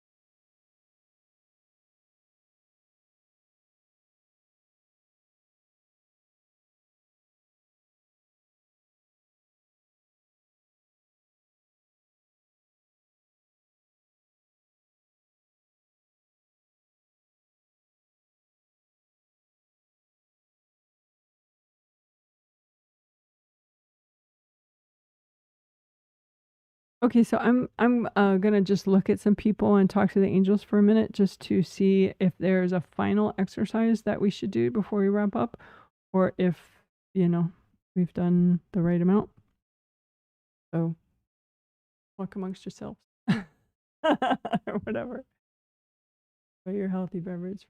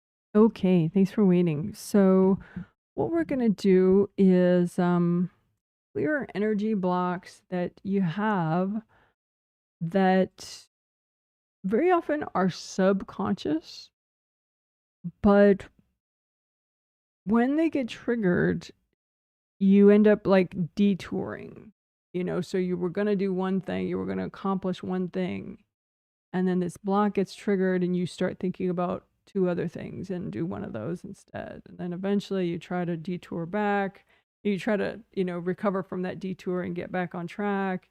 But then maybe later some more blocks trigger and, you know, you're again, sidelined and you're doing something different that isn't maybe as time sensitive or as important to you as the main one that you're trying to focus on.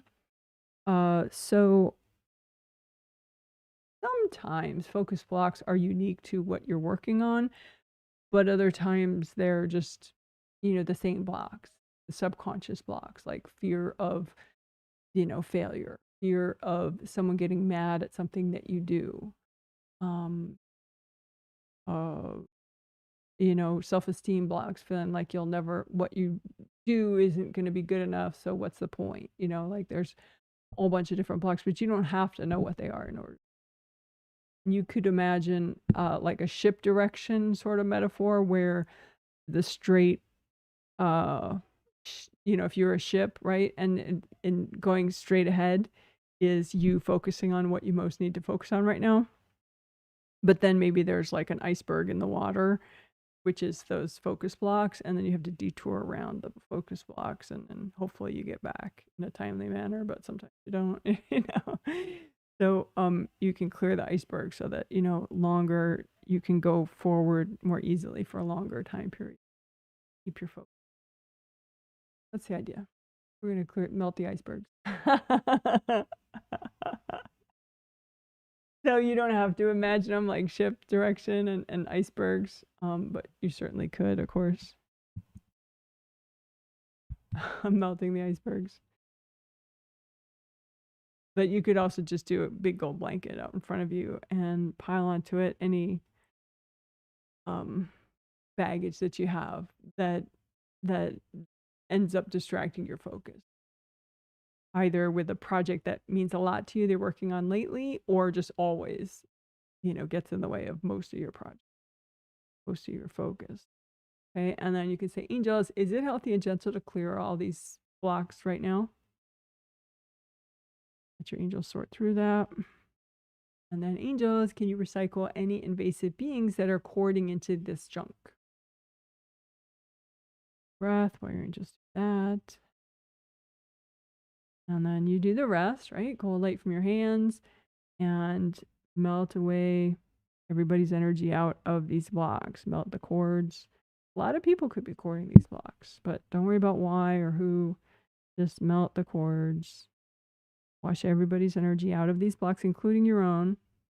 And then keep using gold light till the blocks melt fully. Or you can just blow them up if you prefer once you've gotten everybody out. So now you can test your ship direction metaphor, okay, so if this is like your ideal level of focus, is the ship going forward smoothly straight ahead without detouring, then see how your ship is right now, how many detours. So like before we just did that clearing, how was your ship? How soon before it hit the iceberg? And then now, how long does it get to go without hitting anything and detouring? Oh, and then you can just melt the extra detour blocks that you notice with gold light. Again, test it with the ship direction metaphor. Okay, so you're focusing. Oh, you can go longer, but there's all these distractions.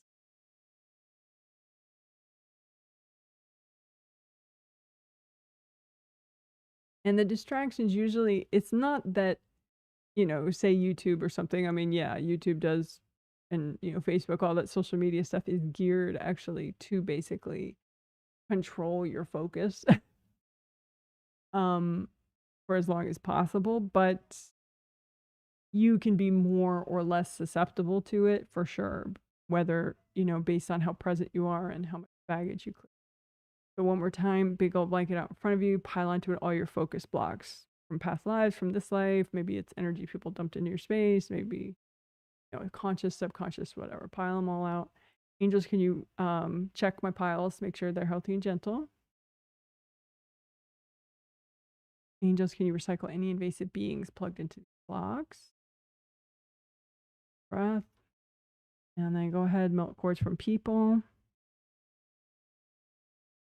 Get everybody out of these blocks so that you can melt them fully. Or blow them up. All right, now test with the ship direction, testing your focus. See if your ship can stay focused. If you made some improvements. And just, forgive yourself if you're not yet perfect. Of course. You can keep working on this later. You can even say, angels, if I need more work on this, can you please help me work on it in my sleep?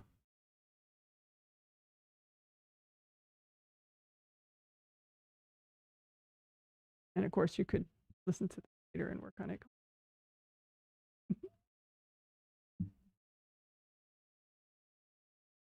Good job, good job.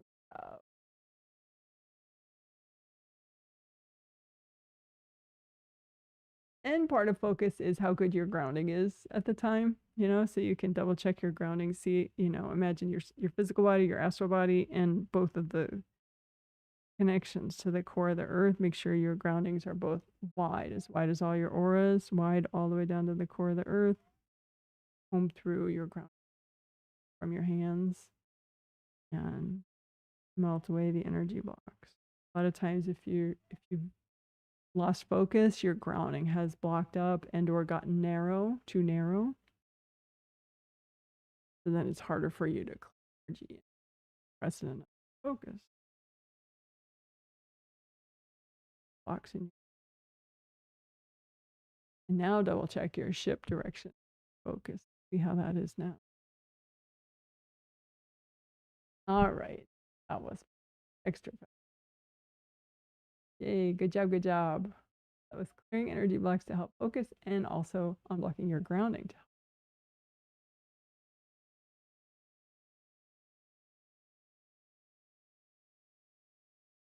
All right.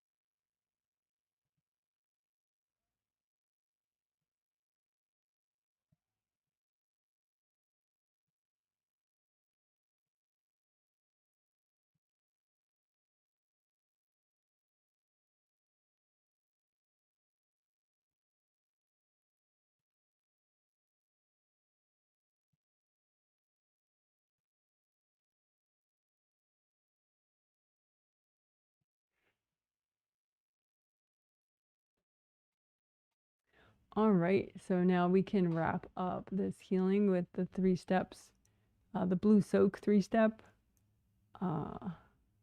So first step is recycle lurkers, right? Right there, recycle lurkers.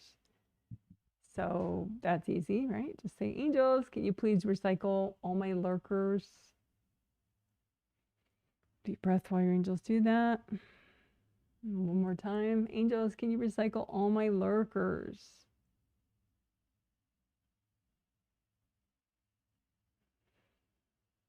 All right, great job. And so then the second thing is clear stebs. So big gold blanket out in front of you, pile onto it anything that's triggered for you right now for any reason, maybe because of politics or the economy or, you know, relationship issues or whatever stuff I said. And just say, angels, is it healthy and gentle to clear all this right now? And angels, can you recycle any invasive beings that are courting any of this stuff? Deep breath. And then now you can do the rest. Just use lots of gold light and melt cords from everybody out of these blocks. A lot of people could be courting, but it doesn't matter. Just use gold light and be thorough. Melt all the cords out. And just keep using gold light until it all fully melts. Or you can blow it up. And if you have any left over, just wrap it up in gold light. Give it to your angels. Angels, can you help me with all that? All right, now the third step, blue soak for your mind. So you can imagine your mind however you want. I'm going to imagine it as 2 gardens, one next to the other. One represents conscious mind, one represents subconscious mind, and then there's a gold flowy barrier between them. But you can imagine them like beaches or forests or gardens or individual trees or individual flowers, whatever. And I use gold light, and you can melt some blocks that you notice that are healthy and gentle to clear in your conscious mind and some in your subconscious mind. And then that gold flowy barrier in between subconscious and conscious mind, that's important too.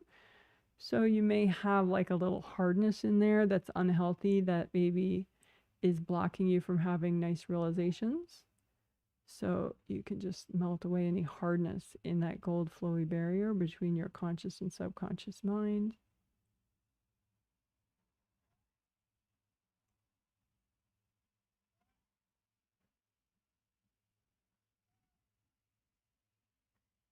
Maybe you have energy from the people that raised you,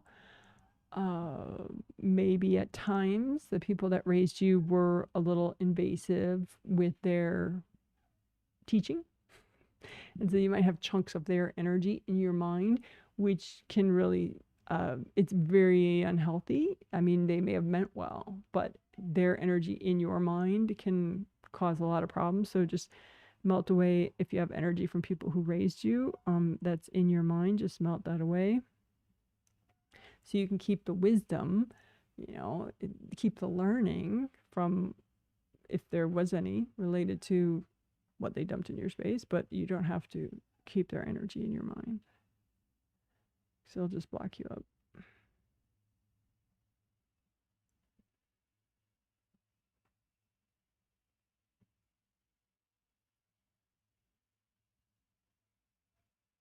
All right, and so blue soak is simple. Okay, that was more of just like a mind garden kind of healing. But then now blue soak is you just straight from the core of the earth, get blue earth energy, set some earth energy to blue, and just bring it all the way up and soak your mind, you know, both gardens and the flowy barrier in between, soak them with blue earth energy. And just enjoy that. See how that feels. Blue earth energy soothing your mind. And maybe you notice some different energy blocks this way now that you have a blue soak going. So if you notice any new energy blocks that would be good and healthy and gentle to clear right now from your minds or from the gold flowy barrier in between, you can go ahead and melt those right now. Especially anything affecting your communication, your focus, or your perception of what people say to you, your perception of different situations you're trying to figure out. If you have any blocks, you know, distorting your perception, go ahead and melt those.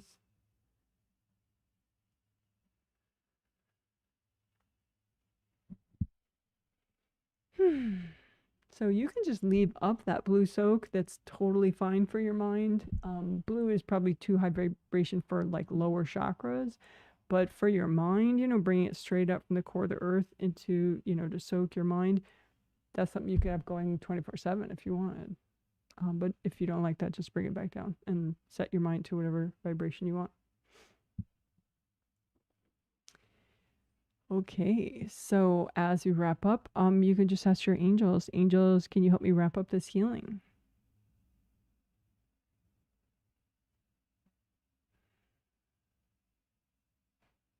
And you can maybe an affirmation if you want. You know, you could say, I'm going to let my angels help, guide, and protect me. Because your angels are always trying to help you, but sometimes, you know, you might have inner resistance. Maybe that's purely accidental, just because a part of you is stuck, you know?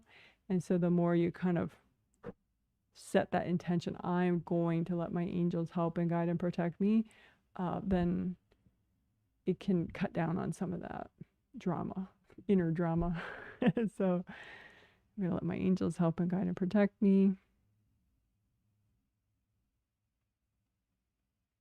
Maybe like every day I am open to learning things that can help me get more empowered and help me enjoy my life more.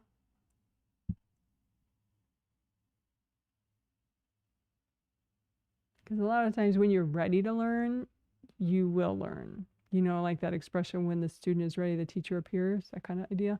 So there can be information that's very readily discoverable to you, but part of you is not ready for it. But if you kind of will yourself a little bit, then that can help. So, you know, I am ready to learn and become more empowered, become stronger, and to enjoy my life as much as possible.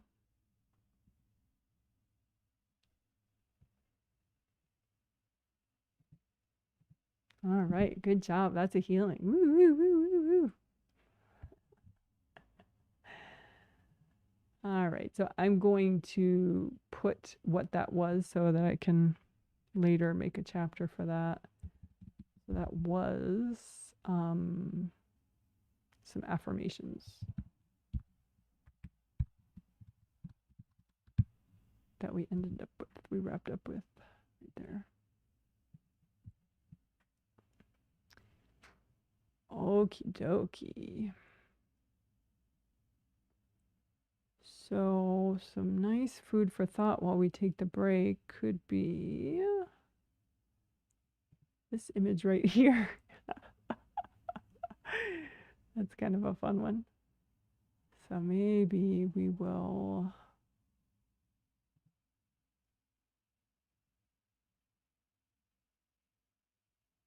that's kind of an interesting combo. I don't mind that. So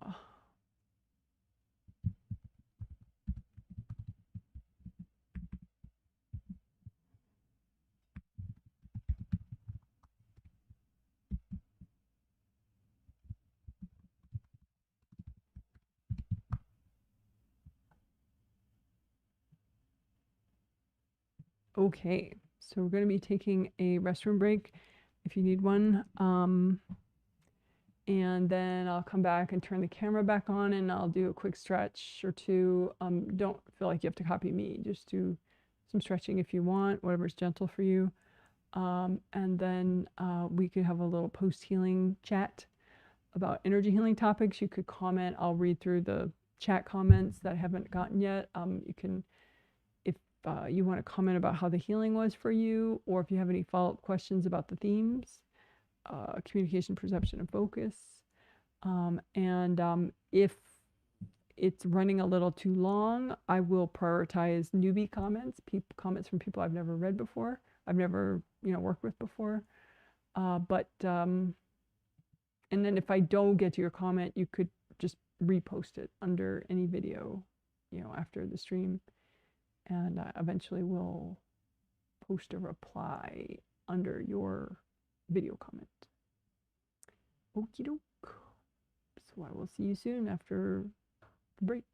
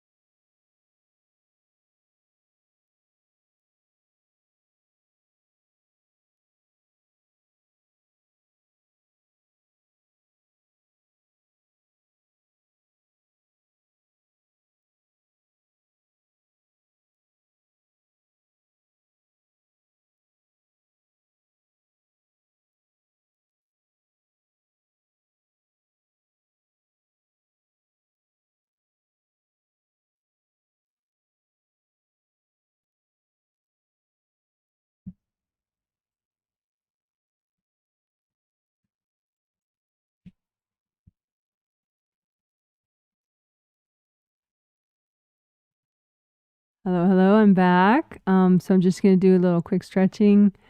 Feel free to move around yourself, and then we'll do a little post-healing chat on energy healing topics.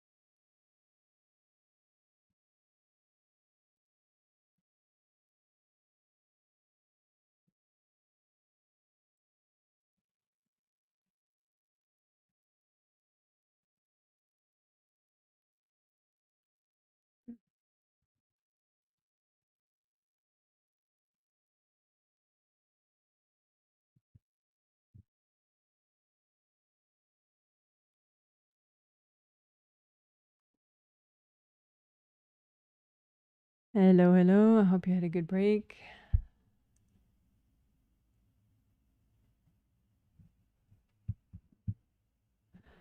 All right. So I'm looking for comments that I have not read yet. Thank you, everybody, for your comments. By the way, if you haven't done it and you are open to doing it, please give this live stream a thumbs up because it helps.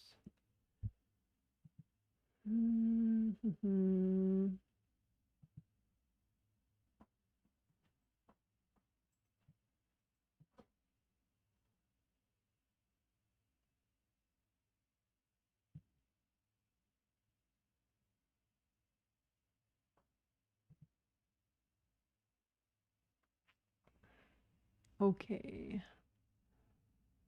Someone says, hey, Janet, thank you. Hello to you. Someone says, Holy Spirit, blessing to all of you, sending unconditional love, divine love. Da, da, da, da. The only thing I would say is, you know, I've asked the angels to help everybody to have safety during this live stream. And so if you're sending something to other people, the angels are going to most likely block it. I mean, unless they 99.99999% of the time. The problem with sending people stuff is if you send it, you know, we're all fallible, right? So we might be thinking that we're sending, you know, love and light, but we're also sending a little bit of fear because we worry about everybody's safety, or we're also sending a little bit of our own self-love energy. And if any of your unique energy is going with it, perhaps accidentally, it's going to block people up. They're going to feel off. I remember one time this guy watching one of my videos from Spain did that kind of thing, you know, oh, I'm sending you love and light, blah, blah, blah. And like all that morning, I was feeling pretty off. And then I checked YouTube comments. I saw his comment and I was like, oh my gosh. And then I like, you know, melted the cords from him, you know, so I wasn't getting his love and light. And I felt so much better automatically. And so I explained it to him in the comment, you know, if you could not send stuff, you know. Obviously he meant well, you know. But yeah, so, you know, obviously you can do whatever you want, but yeah, please don't send me stuff. And, you know, I have the angels protect everybody that is watching and participating in the healing so that they're not getting energy from other people. They're only getting, you know, the gold light from the healing and, you know, to the extent that their angels feel is appropriate and their angels are adjusting it and everything. So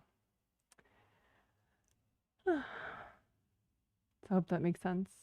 You can always say, like, if you want to help somebody, you can say, angels, can you please bless this person? Because if the angels do it, they're not going to, you know, accidentally put something else in there, you know. They're good at that stuff. You know, there's no like human imbalances that they deal with that might, you know, make it less pure what they're sending. So if anyone wants to, you know, thank me, if obviously you could just pay a tip on my website. That would be one way to thank me. But another way could be, you know, angels, please bless Janet, or, you know, angels, please bless everybody on the planet, you know, that kind of thing. Because angels will do it in a very clean way. Somebody, more emojis. Thank you for the positive intentions. Someone says, thanks, Janet. I feel more zen now. Oh, nice. That's good. Less anxiety about work tomorrow. Feeling better overall. I think I'm in 7 through 1. That's true. Meaning in all your chakras.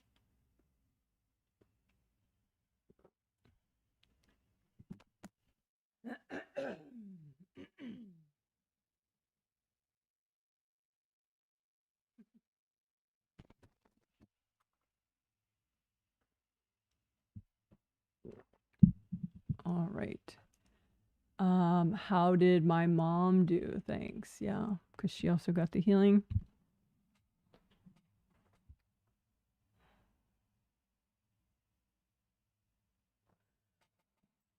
Well, the clearing expectations part, you know, is especially important for people like your mom. But then again, the clearing emotional baggage part is important too for all of us, but, you know, especially for somebody like your mom who has trouble moderating her emotions.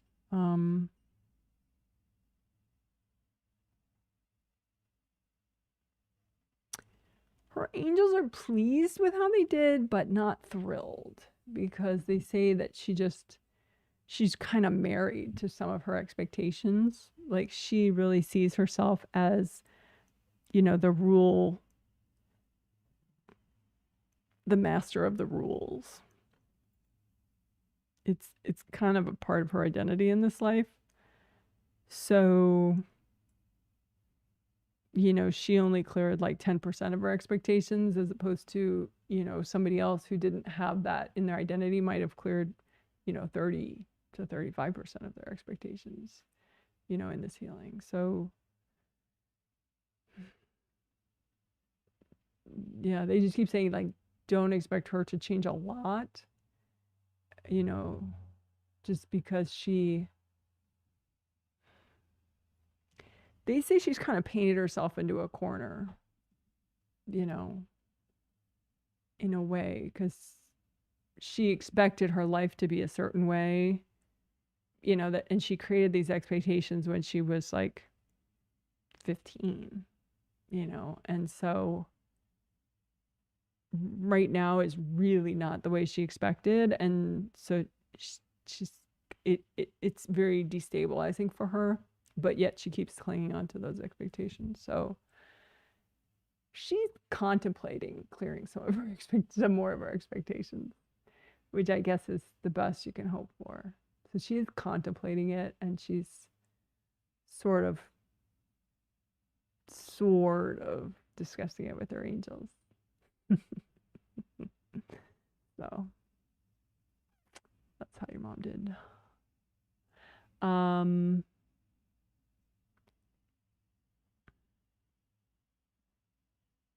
She did like other parts of the healing, though.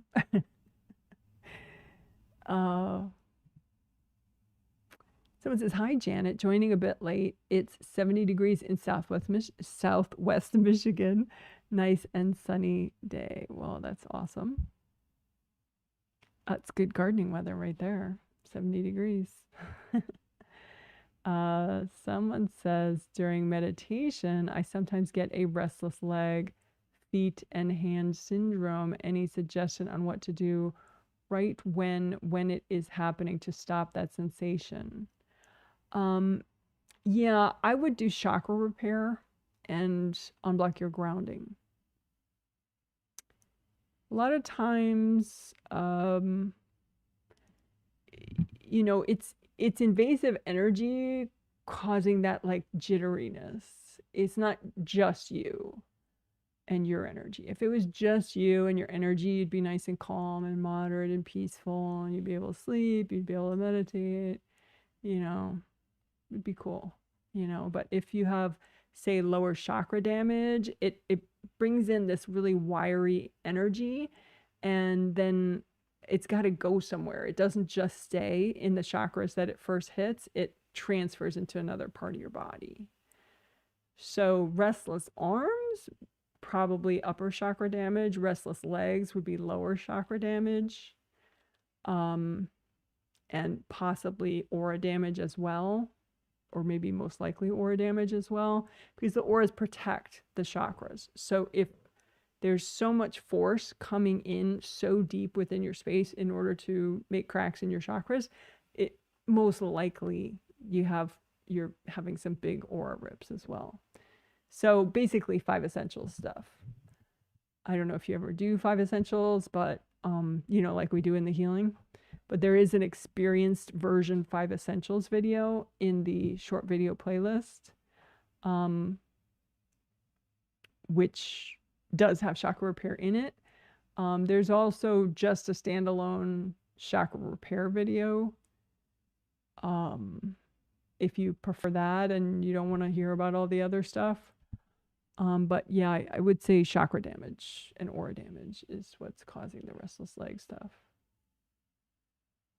So you can melt cords, but you know, chakra repair, part of that is melting cords and unblocking the chakras so that you can repair them enough. So hope that makes sense. Basically 5 essential stuff.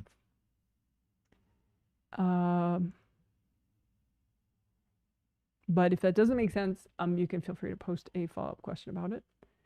Someone says, I'm curious if I'm walking forward on my career/job path. I feel like I'm hearing my angels well on that end, and mostly 70%. Part of me wonders if I keep my dreams too small.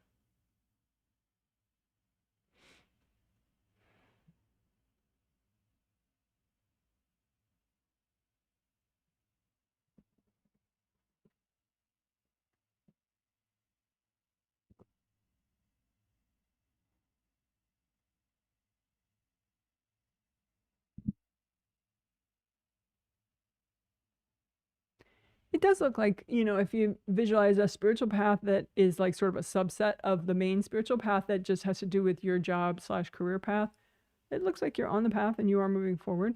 It looks like you stop for like sometimes a whole week at a time, and then you move forward, and then you stop for, you know, a day or two, and then you stop, you know, a week later for 3 days at a time. So there are these little roadblocks that happen that maybe it takes you a little bit to melt them and move forward. So I'm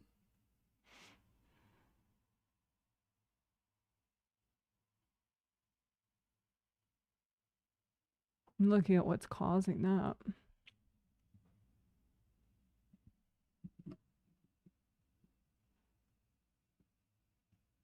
It seems like different fears get triggered, and then, you know, you'll stop for a while until you clear the fear, and you'll keep going again. So you could just proactively clear fear energy blocks. I think that could make your forward movement faster and more consistent. Fear is for chakra blocks, and abundance is for chakra, so it's not unusual that they would be very strongly linked.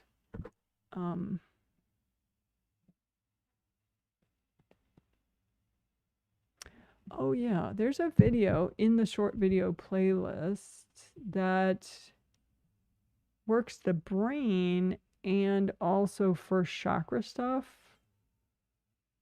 Your angels like that one. So I happen to already have the short video playlist pulled up, and I will pull up that specific one. Yeah, brain grounding, clear fear, the K1, Kundalini 1 chakra at the base of the foot, in the bottom of the foot chakra, first chakra, spine, clear fear, and gold light energy healing in only 12 minutes. Wow, wow, wow. Isn't that amazing? Can't go wrong with that. So, oops, started playing it by accident. So that one, so I'll just say that's a 12-minute video with brain, first chakra, clear fear, etc.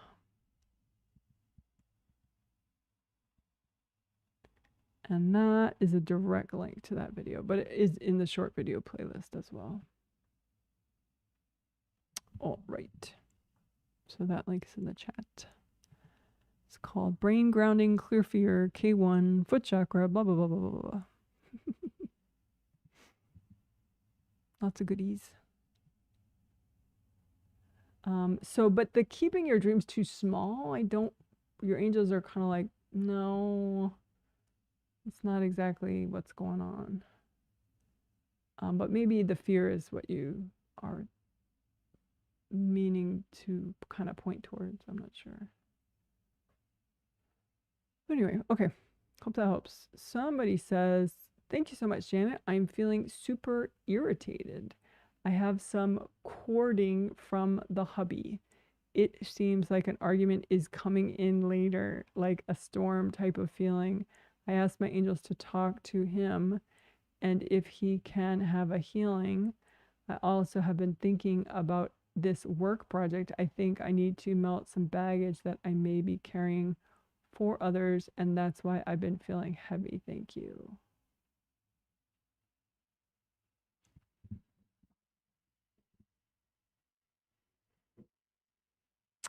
In the future, you could put his initials, first and last initial, when you mention, but I can read it without, just not quite as easily.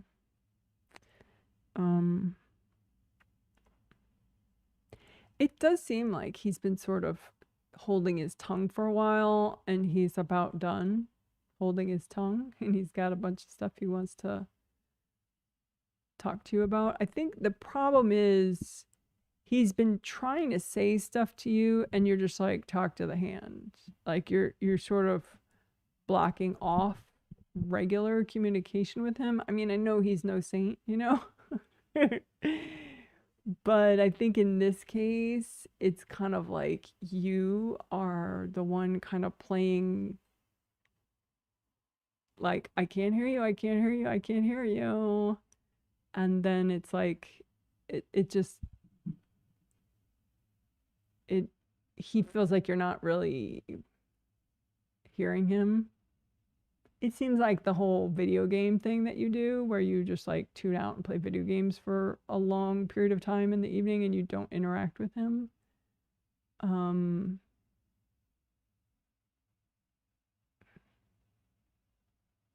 I think that's harder for him than if you were to just go somewhere, and go to a park or, you know, go somewhere with a friend because like you're there, but you're not there, so it sort of heightens that feeling of being ignored and like that sort of like he's, it sort of gives him a little bit of an abandoned vibe. Because yeah, it's a funny energy. Um, I don't think your angels like it either. I think it's like an avoidant behavior that your angels would say is unhealthy that you're doing anyway. So not only does it kind of freak him out, but your angels are like, yeah, it's time to cut that out. So they just say, sometimes there are things that are like a little too much of a weakness. And so you have to like limit your exposure to the things that you don't have self control with. So if you don't have self control with video games and it causes you to just lose 2 hours of your evening regularly, very regularly, then maybe that's not the best thing for you to do.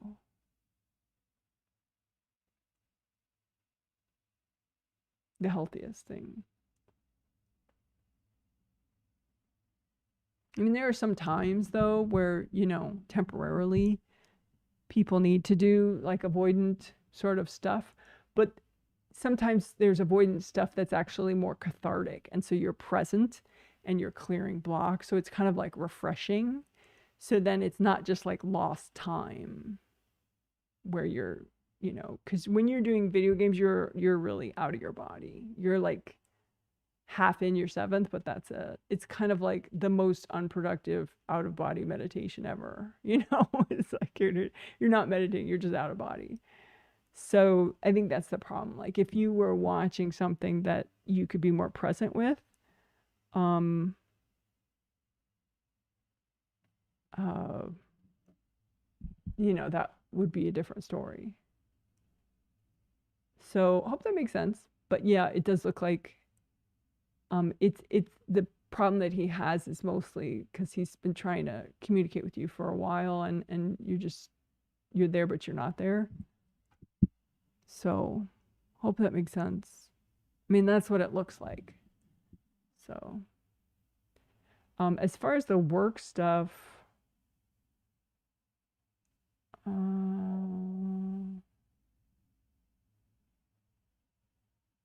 work project, I don't think it's so much other people's energy. I think it's like you have this fear of failure. And it's like you kind of like, in like, I don't know if you ever watch cooking shows, but they're like people, they have all these cooking challenges, each episode. And there's like people who won the challenge. And then there's people, like if it's a team oriented cooking show, there are people that like have the best dishes. And then there are the people that have the absolute worst dishes that have to go home. And then there are people that regularly like surf the middle. And so they're not like getting much attention one way or another. Their dishes are just good enough. And they're like, that's kind of your work style chronically, but it's not obviously in your best interests. But because of your fears and your self esteem issues and your confidence issues, you tend to do that. But in your new position, it's really hard to do that and kind of hide, So that's why you're just like being avoidant because you're going to have to clear fear and confidence baggage in order to do the job properly that you're being paid to do. So that would be a good idea to do if you want. That's what your angels are hoping that you do. It's just, rather than create a whole bunch of problems for yourself, just clear your confidence baggage and your fear baggage about, standing out and accomplishing things and being evaluated by others and being seen by others. They think you're capable. It's just your fears and your drama hold you back. So I'm sure if you search on YouTube Janet Wright healing clear confidence baggage, or clear fear or whatever, you could, but any just make a blanket, put on it all your fear and confidence baggage that's making you procrastinate about your work stuff, and just say, angels, can you help me clear this? Angels, is it healthy and gentle? Blah blah blah. You know the drill. So yeah, I don't think it's so much other people's energy in your space. I think it's really just you blocking yourself up, your old baggage, which you can clear. You've come a long way. You can do it. Someone said, I noticed a bit of discomfort flare up in my lower left back when I visit family. They get a bit dumpy when I see them. Also, left back side of neck. Good karma windows too. Is it dumpy family or something more? Well, if it gets to the point of physical discomfort, it's probably more than just dumped energy. It could also be aura damage. It depends on if it's very slight, like a tension, that could be more just dumped energy, blocking up your auras. But if it's, actual wax and aura damage and maybe hard objects, then that could be significant physical discomfort at that point. So if we look at like the urinary bladder, let's see, would that be the best view?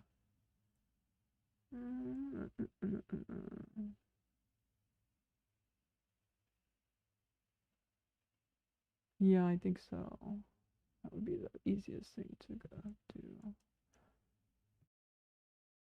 So here's Acupuncture Man.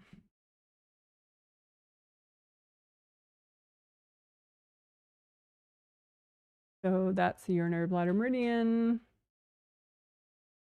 Goes into four branches in the back.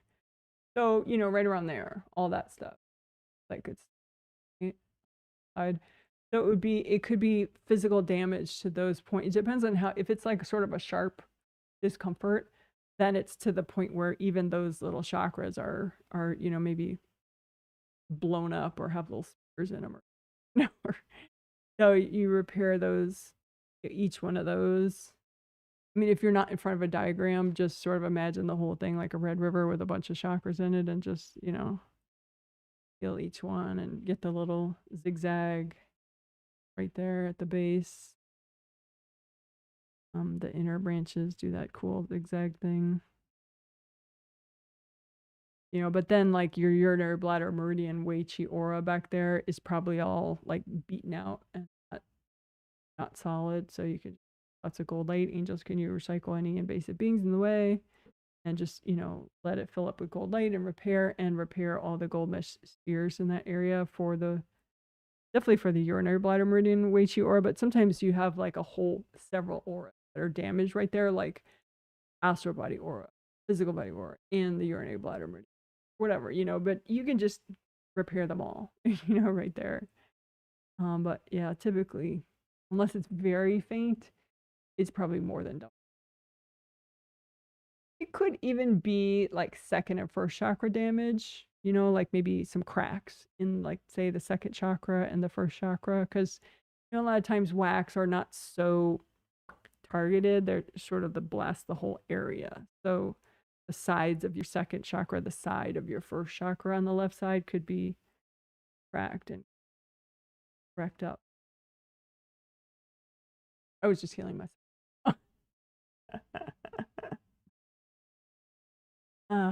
So anyway, you could, you know, take a screen print of that or something. Or, I mean, there is that 12 meridian playlist, which is linked at the bottom of the info section. This and the UB video, the urinary bladder. This one.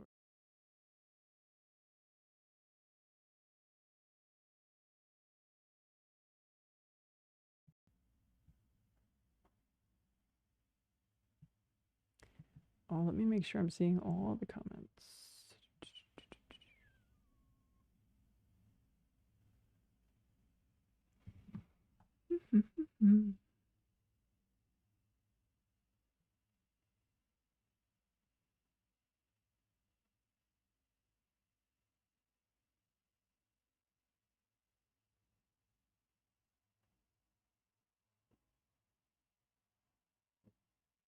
So it says, thank you, Janet. I will start doing the chakra repair and the 5 essentials video. My gut says right now that I hear you say it. Right on now that I hear you say it. Yeah. Yeah. I'll have that sometimes, you know, not upper body, but like lower body, like a little bit of a restlessness, not to the point where my leg moves or anything, but like I'll feel it in my tummy area. And it's what it is. It's aura damage and then meridian damage and chakra damage right there. So, you know, it happens, but then you got to repair it so that you can sleep really well after that. Because otherwise it's hard. Eventually you get to sleep, but it's not like long bunches of long chunks. It's more like short. You still have the damage. It's hard for your body to stay in that rest state and get deeper in the rest if you have so much damage, because the damage makes your body's boundaries weaker. So just random invasive energy can just, you know, wake you up and make you restless. So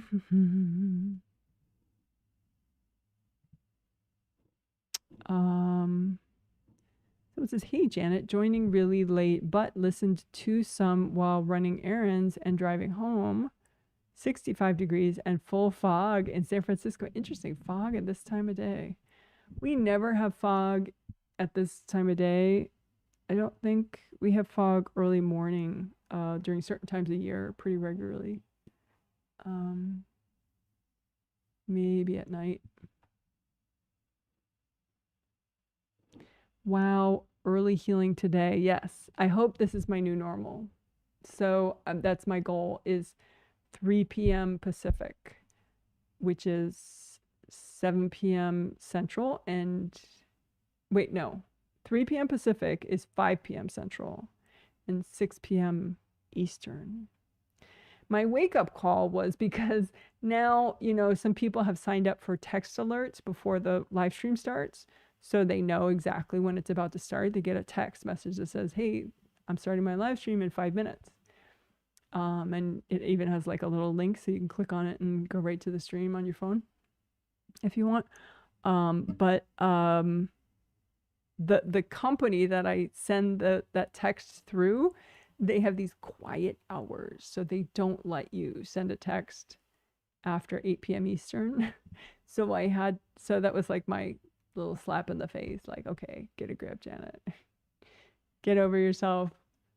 Start on time, start way earlier. It'll be better for everybody. So that's the new plan. I'm going to start right at 3 o'clock. Today I was 3 minutes late. But that's the goal. 3 p.m. Pacific, 5 Central, 6 Eastern. Which was I posted it in the info section, the earliest possible start time. It was that time, this time. So, but that's hopefully my new normal. I'm really trying to get over I am getting over my issues. All right. And then you continue to say other things. Feeling overall good. Thanks for the healing. You're welcome. I'm giving a talk tomorrow afternoon and ran through it once with 2 of my friends. Feeling pretty good about going into it. Any angel advice on helpful energy prep beyond 5 essentials?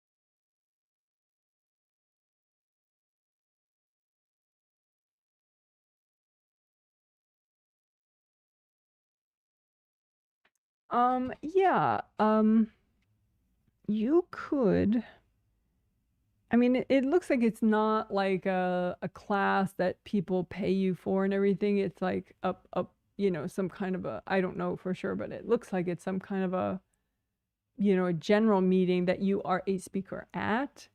So you can't really, there's not as much of a room for you to like regulate what happens, like who listens and who doesn't. But it looks like you could set it up with your angels so that the attendees, the people who listen, could opt in to angel cleanouts. And it looks like there are two people that kind of have really kind of off energy, with some invasive energy in their mind and everything. And they might be sort of invasive listeners. And some people have, they just like, they kind of want to sit in your brain as you're talking to them.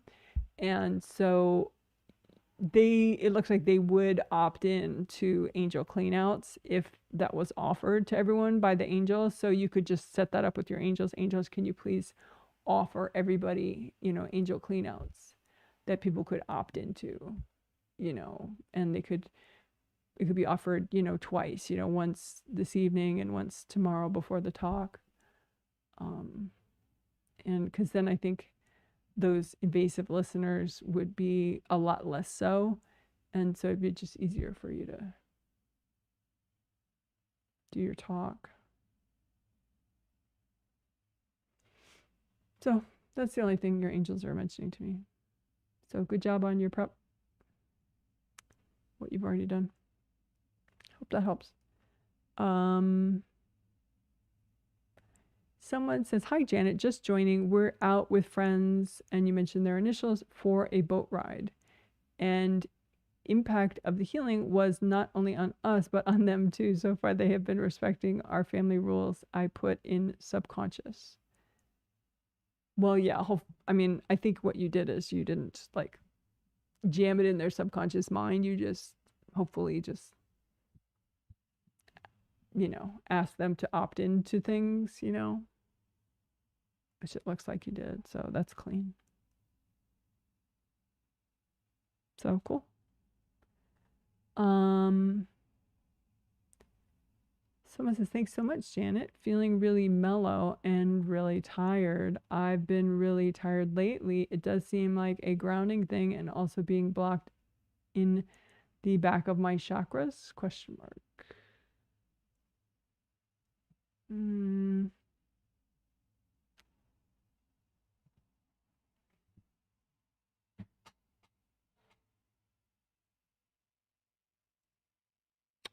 It looks like when you're feeling really tired, you're like knocked out. You're like half in and out of your third. And so then you're out of your second and your first.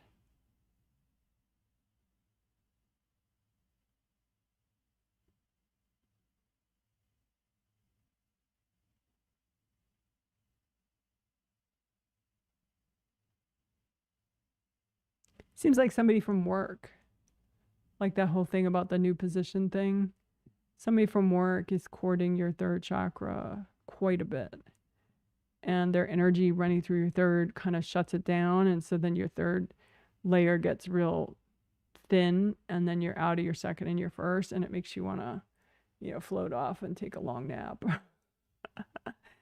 So yeah, I would just like unblock the front of your third, melt cords.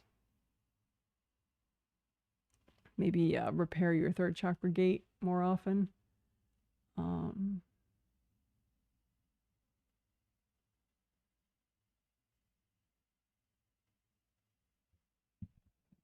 Yeah, it looks like they don't, there's not enough force with their energy that they actually damage the chakra. Like, so it's not cracked or broken.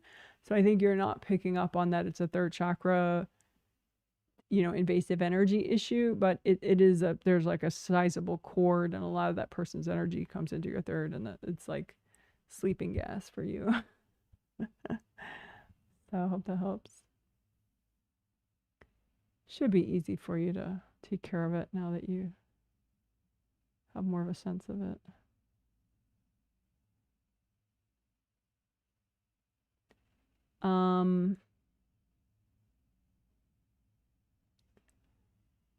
So, I mean, are you blocked up? I mean, yeah, 3, 2, 1 get blocked up, but I think it's more from the cord and then you pop out and then 3, 2, 1 block up in front and in back after that. Someone says, "Hi, Janet. I'm a viewer doing your healing learning. And you mentioned your initials. Thank you. May I ask for a quick scan to see if there's anything important to heal, please?" Sure, no problem. So, you didn't get the healing. You're just a watcher, which is fine, totally fine. I just want to make sure.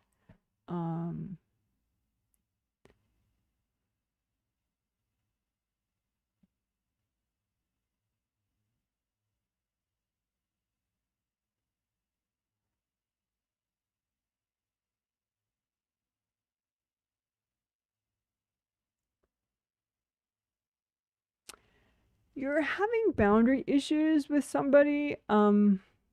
It could be somebody that you like quite a bit, like you consider like a good friend. But it's like they're sitting on your lap more on your left leg than your right leg. But like their energy's courting all your body chakras. So physical 7 through 1.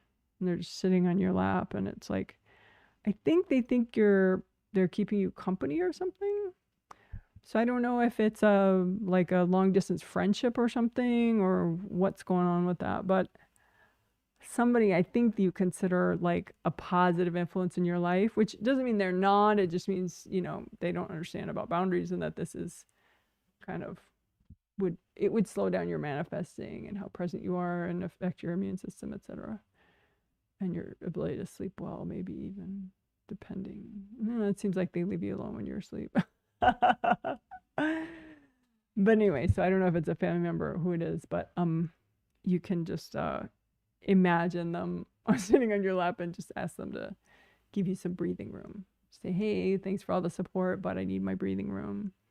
You can support me from outside of my bubble."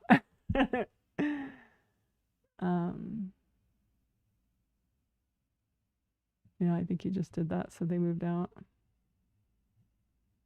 Yeah, so then maybe some fourth chakra work. I think there is a fourth chakra video in that short video playlist. Yeah, fourth chakra healing, increased self-love. Let me pull that one up. Yeah, it works fourth chakras, fourth layer. I think that could be nice because even with that person out of your space, then you're very much more in your 765, but the fourth still, there's a lot going on there, like different blocks floating around and stuff. So maybe a video just on your fourth could be nice. So this is 11 minutes. I'll put it in the chat. It's in the short video playlist, so you could find it on your own too. But I'll post it. So it's 11-minute video on fourth chakra.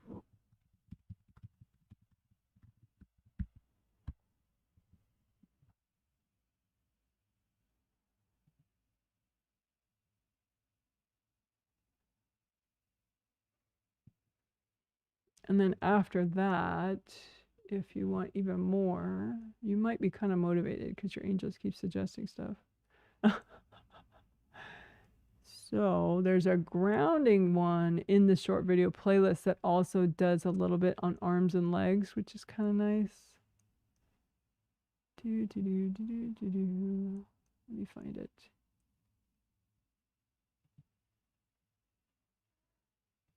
No, there are 2 grounding videos in this short video playlist at least. No, there are 3 if you count the brain. Yeah, this one is a 7-minute video. Grounding, repair energy leaks in legs and shoulders and arms. It's a nice combo. I like it. Actually, that could be interesting for that person that has restless legs and arms and stuff. This grounding video that works the arms and the legs a little bit. It might not be enough though if you need chakra repair too, but it could be nice. So this one is grounding plus arms, legs, repair leaks. 7 minutes, I think. And that also is in the short video playlist if you need to find it later. Okay, hope that helps. Someone says, thank you so much for the feedback. It was really helpful. Oh, and a wake-up call. I agree with the video games. I've been having fun meeting people around, but it has been a bunch of hours wasted. Yeah, it's a bit of an addiction at this point, like a compulsive behavior. It's like there's fun that's avoidant, you know? It's a little bit like drinking, but maybe you're not drinking, you know, which is, of course, better for your liver that you're not drinking. But it's a little bit like going out and drinking, and that you're popping out as much as you would if you were kind of tanked. So it's too far out to the point where it's counterproductive, and it's kind of, you know, very triggering for your spouse. And your angels don't think he's crazy to be triggered by that. He's like, yeah, they like can kind of see his point.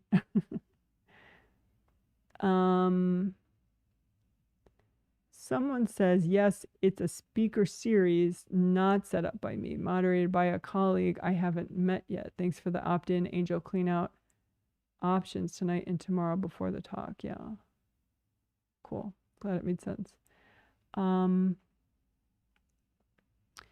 Someone says, thank you, Janet. Lately, just sad/mad at everyone in my household, especially, and you give your spouse's initials, maybe sickness, maybe everyone just kind of sucks right now.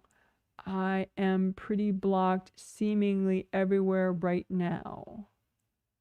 It's not coming as easy as usual. Anything I can do when this happens, maybe it's in my head, I don't know.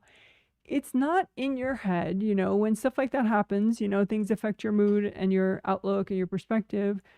There's always an energy reason for it, you know. So the whole in your head, it's in your head, that's basically for people that don't know about chakras and auras and blah, blah, blah. Like you can have, you know, giant wax and, you know, huge ripped up auras and half your chakras damaged, and it gives you a ton of symptoms. But if there's no like Western medical cause, everyone will say, oh, well, it's in your head, you know? Like as if, you know, you're just crazy or something, you know? And decades ago, they used to just give women Valium and say, you know, go away, it's in your head, you know? So no, it's not just in your head. And the angels keep telling me something that like both can be true. Like everyone in your household could kind of suck right now, and you have a problem with irritability and emotional regulation. You know what I mean? Those two things are separate issues. So are people sort of, it seems like people in your house don't really know what to do with you. They don't know how to interact with you. They don't know. It seems like they just kind of are dismissive and avoidant of you. They're not really acknowledging you and your communications and what you're saying. They're just kind of like facing you sideways and like whatever.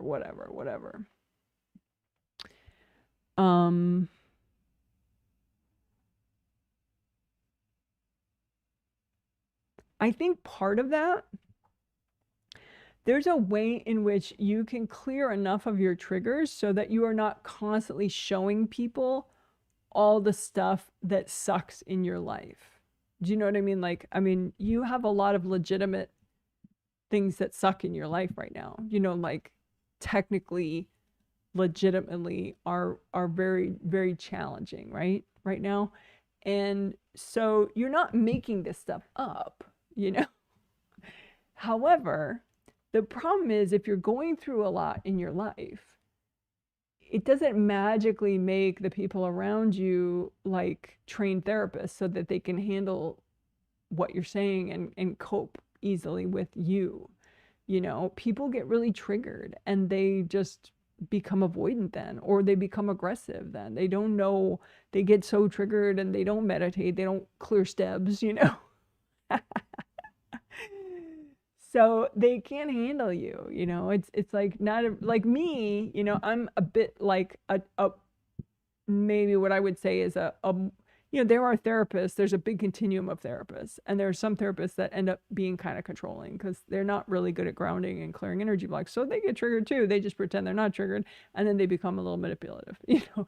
So those are the non-ideal therapists. But there are some really good therapists that they may not know consciously about energy stuff, but maybe from past life knowledge, you know, just subconscious skill, they do ground and they do clear energy blocks so they can be what a therapist is technically supposed to be, which is a non-judgmental listener.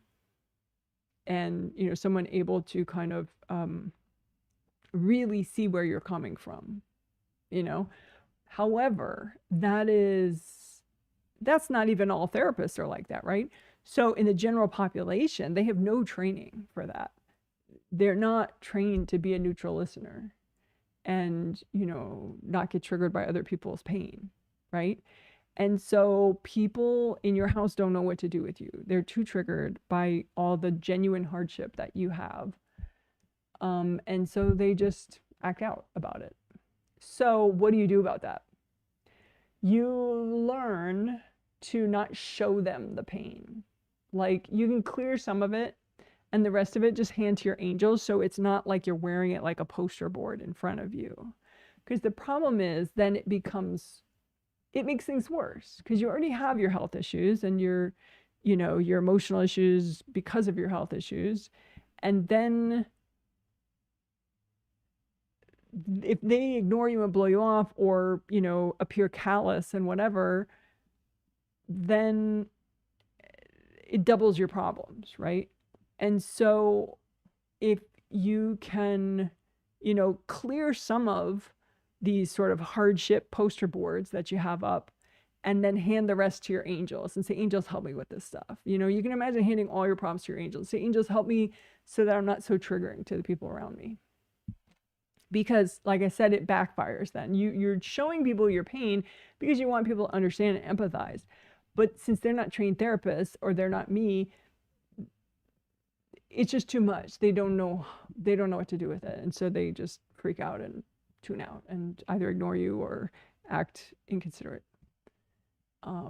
So I don't know if that makes sense, but hope it does. Basically, you know, you could say to your angels, angels, help me to not freak people out, you know. And again, it's not your fault, you know, it's genuine stuff. It's not like you're just making up hardships. You actually are going through a challenging time in your life, like an especially challenging time in your life, right?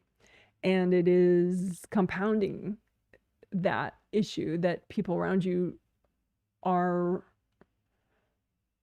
completely unskilled in, not even a little, like completely unskilled in being able to, you know, really be sincere and straightforward with you in your situation. But it is what it is, you know. Your husband's not going to get some therapy on this, and your kids aren't going to. So this is how you could adapt. You know, it's like the difference between, I don't know, you've probably seen my videos about park bench communication. If not, if you need a refresher, there are 2 videos. If you search Janet Wright Healing Park Bench Communication, like park bench in a park. It's sort of a little bit like that, where you don't face someone directly, you do the half turn. And then sure enough, they can kind of sidle up to you and do the half turn with you. And then it doesn't feel like as much of a rejection. Whereas if you're trying to get small table, real more intimate validation and they're doing the turn, then they kind of move away more and more and more. So park bench and just hand all your pain to your angels and say, angels, help me process so that I'm not so triggering to the people around me. So I hope that makes sense. I know that can be like oddly frustrating that you have to do anything, you know, because obviously you would want people that love you to be supportive in your time of need, but the reality is most people are not at all trained to know what to do with people that are going through hardship. And some people are just innately skilled in that from past life experience, and a lot of people are not. And maybe, you know, 20 lifetimes from now, they'll be really good at it. But right now, they kind of suck at, you know, their bedside manner. So I hope that makes sense. So you could rewatch the park bench videos and, you know, hand all your stuff to your angels so that, you know, your angels can help you be less triggering to the people around you. So, and I'm sorry that you have to work on that. I'm sure that's frustrating. So no, it's not in your head at all. It is real. Someone says, "Oh, that must be my daughter." Oh, the person sitting in your lap. Yeah, that does seem like her sometimes. The mentor. Yep, it's that person sometimes. The third person you named, they might stand in your space on your right side sometimes. But yeah, I think it's your daughter the most. That's the one I was really noticing. But yeah, your mentor does it too, in the same, sits in the same way. And then the third person you mentioned stands in your aura right here a bunch of times. I don't know if you, earlier in the stream, somebody was like, "Oh, I'm sending love and light and all that." Maybe those people in your life, they're kind of like that. You know, they just, a lot of people don't realize the whole boundaries thing, and that even if someone has good intentions, if they're, you know, sending their love and light and la la la, then they're kind of like sitting in your lap blocking your flow, you know. So it could be that, but you can have people that are close to you take angel classes in their sleep with their angels so that they learn more about how to have boundaries with people that you love, you know, how to support somebody cleanly, you know, because if, you know, people are sensitive, you know, if you're sensitive, it doesn't matter that they mean well. It like can really like kind of, it can have a big impact in not a great way. So they could all get angel classes in their sleep about it. And you could just get used to watching them out too. Because, you know, they mean well if you just remind them, "Remember we talked about breathing room? Remember we talked about breathing room? Let's do breathing room time." You know? So yeah, it looks like you're definitely on track with your intuition about who it is. The fourth person you mentioned, you spelled out their name. Yeah, that person does it too. They sometimes stand behind you and behind your left shoulder. So yeah, lots of invasive helpers in your life.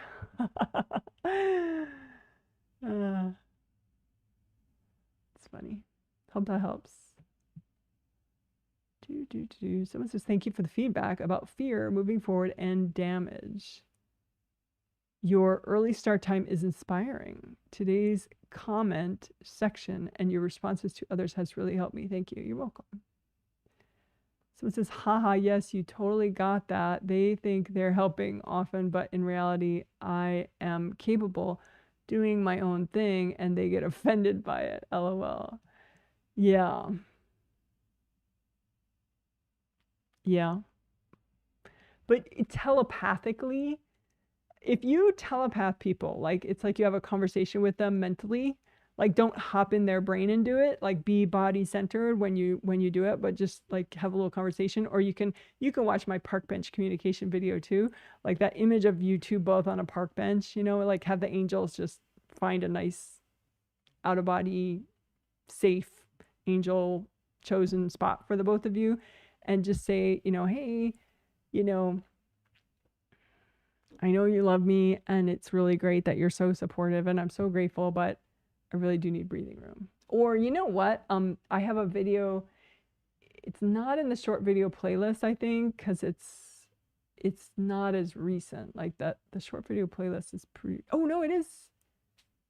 It is in there. Okay, it's a 6-minute video. We'll put it, it's towards the very bottom of the short video playlist. It's called Angel Assisted Conflict Resolution Flowers. So you can use it though with people that you don't exactly have conflict with, but you just need to, you know, communicate something with them that, you know, it might be hard for them to hear properly.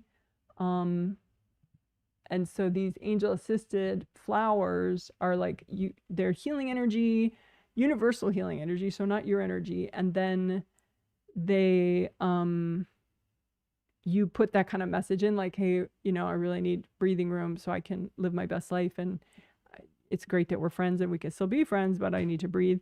You know, you hand it to your angels and you have your angels edit the message so that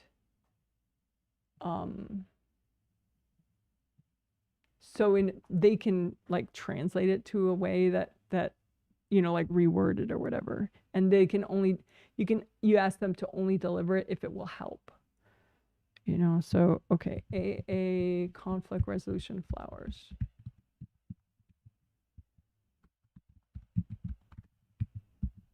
Helps with boundaries.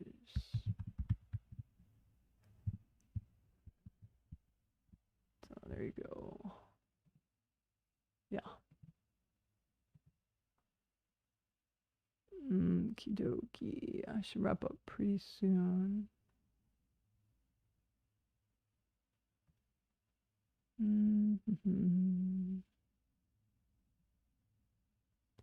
Someone says, thank you for the feedback, Janet. Sounds like my coworker. Yes. The first one you mentioned, not the second one. The second one, she stands in your aura layers, outer layers 765.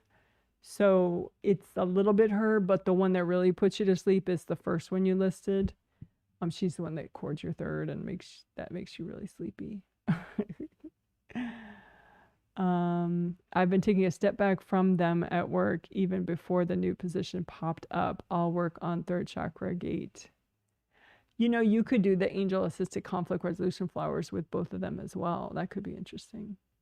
You know, and just explain to them, you know, why you step back or whatever, and if you value their friendship still or whatever, you know, and then have the angels edit it and only deliver it if it would help, you know. That would be nice. That could be nice if you want. Angel assisted conflict resolution flowers. Oh, the other person says, finally, it's confirmed. Thank you. Thought I was just crabby to them. No. Yeah, you're crabby because they're in your space and they're not getting out. So you're like, rah.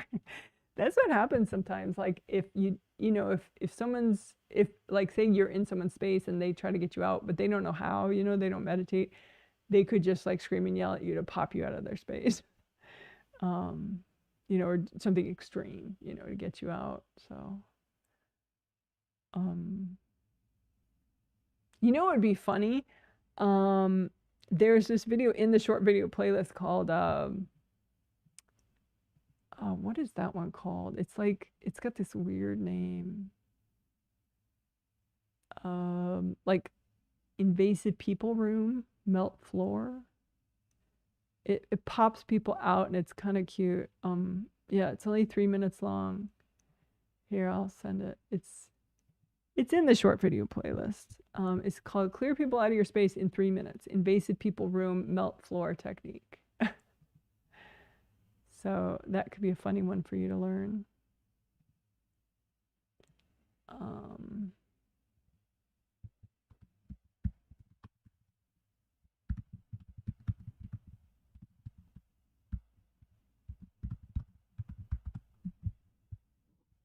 Then you could try that too with your invasive helpers to pop them out.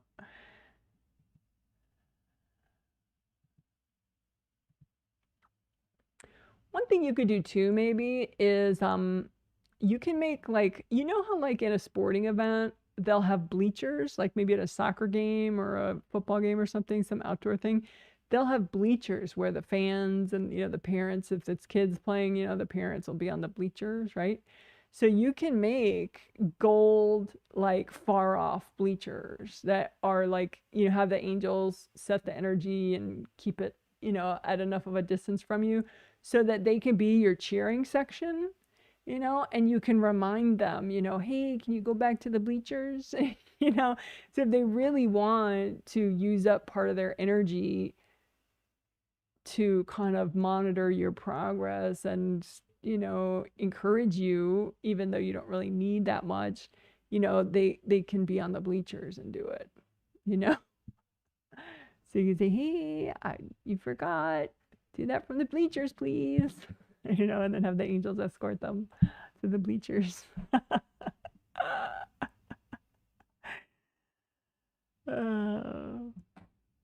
If they weren't so motivated to do that, then you could just say, you know, I hope you're having a good day. Hope you're doing well with your projects today, you know, so that, you know, they like think, oh yeah, I got to go back and work on that. But some of your guys are just so stuck on like, you know, as if you need training wheels and they're the training wheels, that, you know, the bleacher system might be interesting.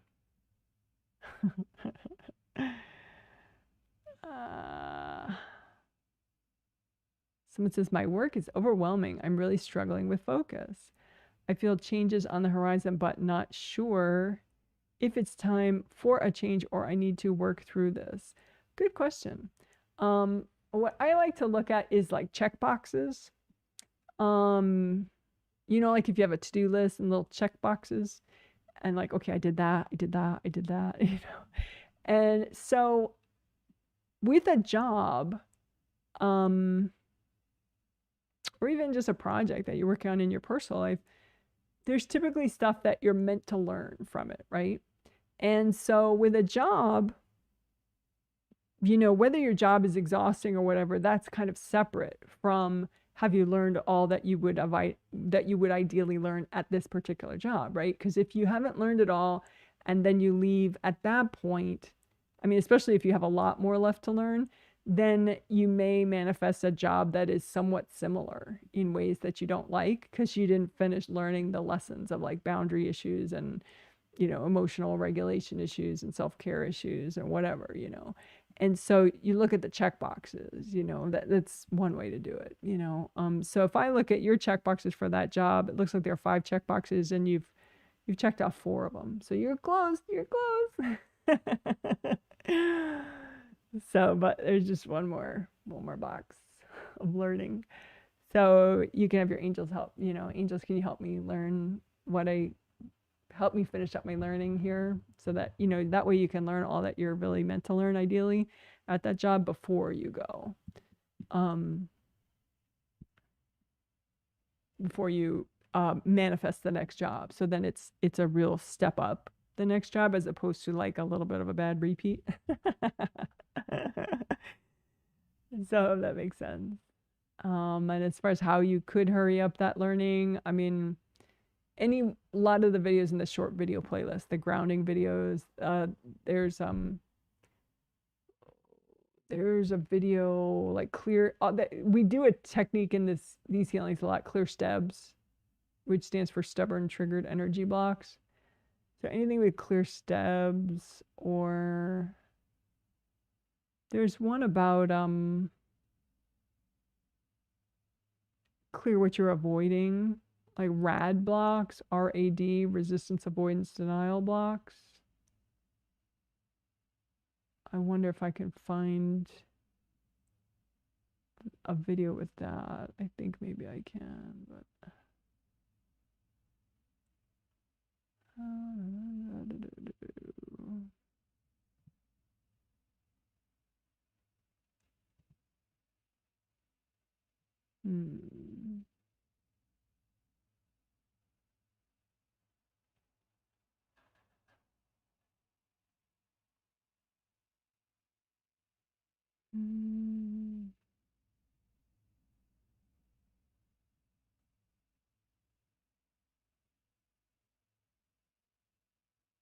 Aha, got it. Yeah, it's from a while ago. That's why I had to keep scrolling down. Yeah, so it's called Clear RAD, Resistance, Avoidance, Denial Blocks, Clear Triggered Energy Blocks, Stebs, Empty USPs, and Wrap Up. Yeah, so you can learn about all that in the video.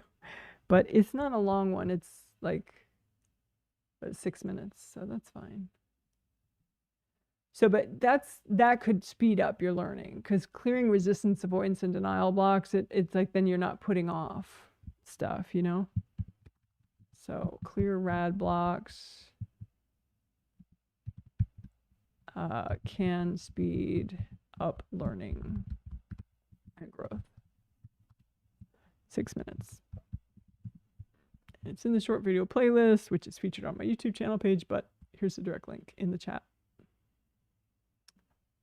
So hope that helps. You're close. You're just not quite there yet.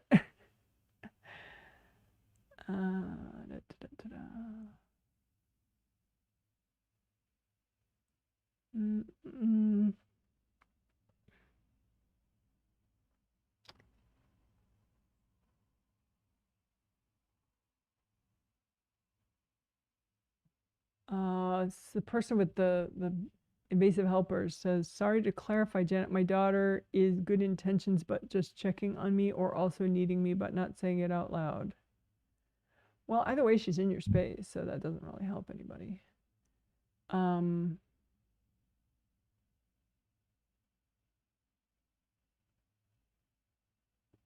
mean, I think if you practice park bench communication with her, that's probably one of the biggest gifts you could give her, you know, because jumping into people's spaces, if she does need something from them, is really not going to go so well in her life. You know, it's not going to be a great thing. So if she can learn, if you can model that with her park bench communication on a spirit level, it could help her to learn how to, you know, because sure, she has things that she needs from you on a spirit level, but a lot of it, it's her baggage that she's seeking it in an invasive way. So if you practice park bench communication with her, then you guys can communicate on a spirit level, which is pretty much what she needs. You know, she just needs someone to listen on a spirit level, subconscious, telepathic level. But if you just practice park bench communication with her and maybe some angel assisted message flowers, looks like, you know, that would really help her to be able to, you know, not smother someone when they need something, because that's not going to go so well with other people. All right. So that is a wrap. You guys are awesome. So the final healing in this set will be in 3 days on Wednesday. And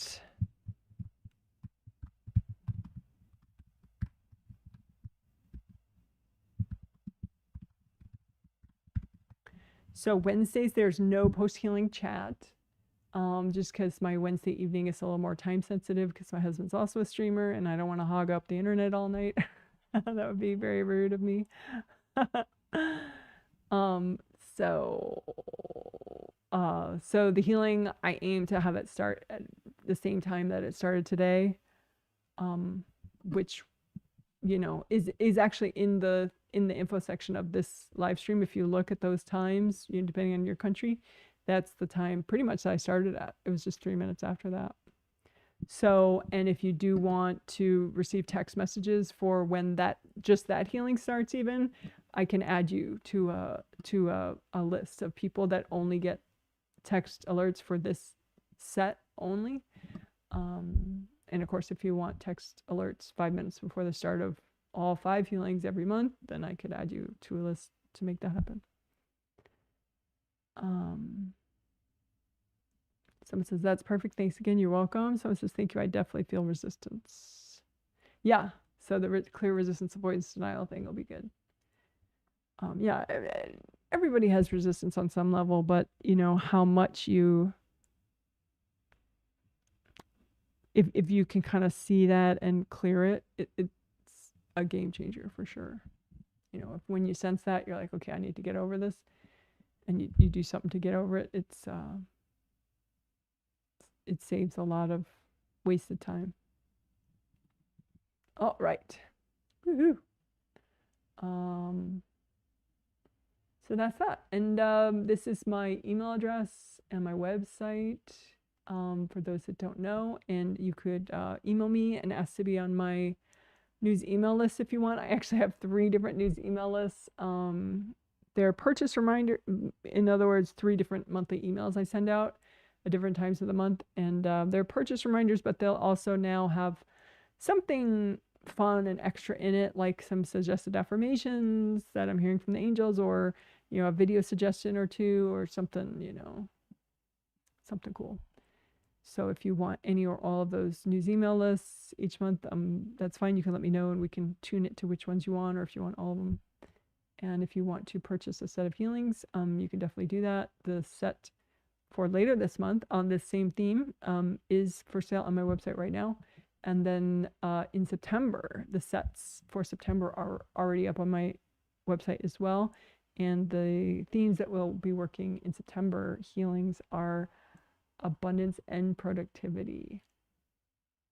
How cool is that?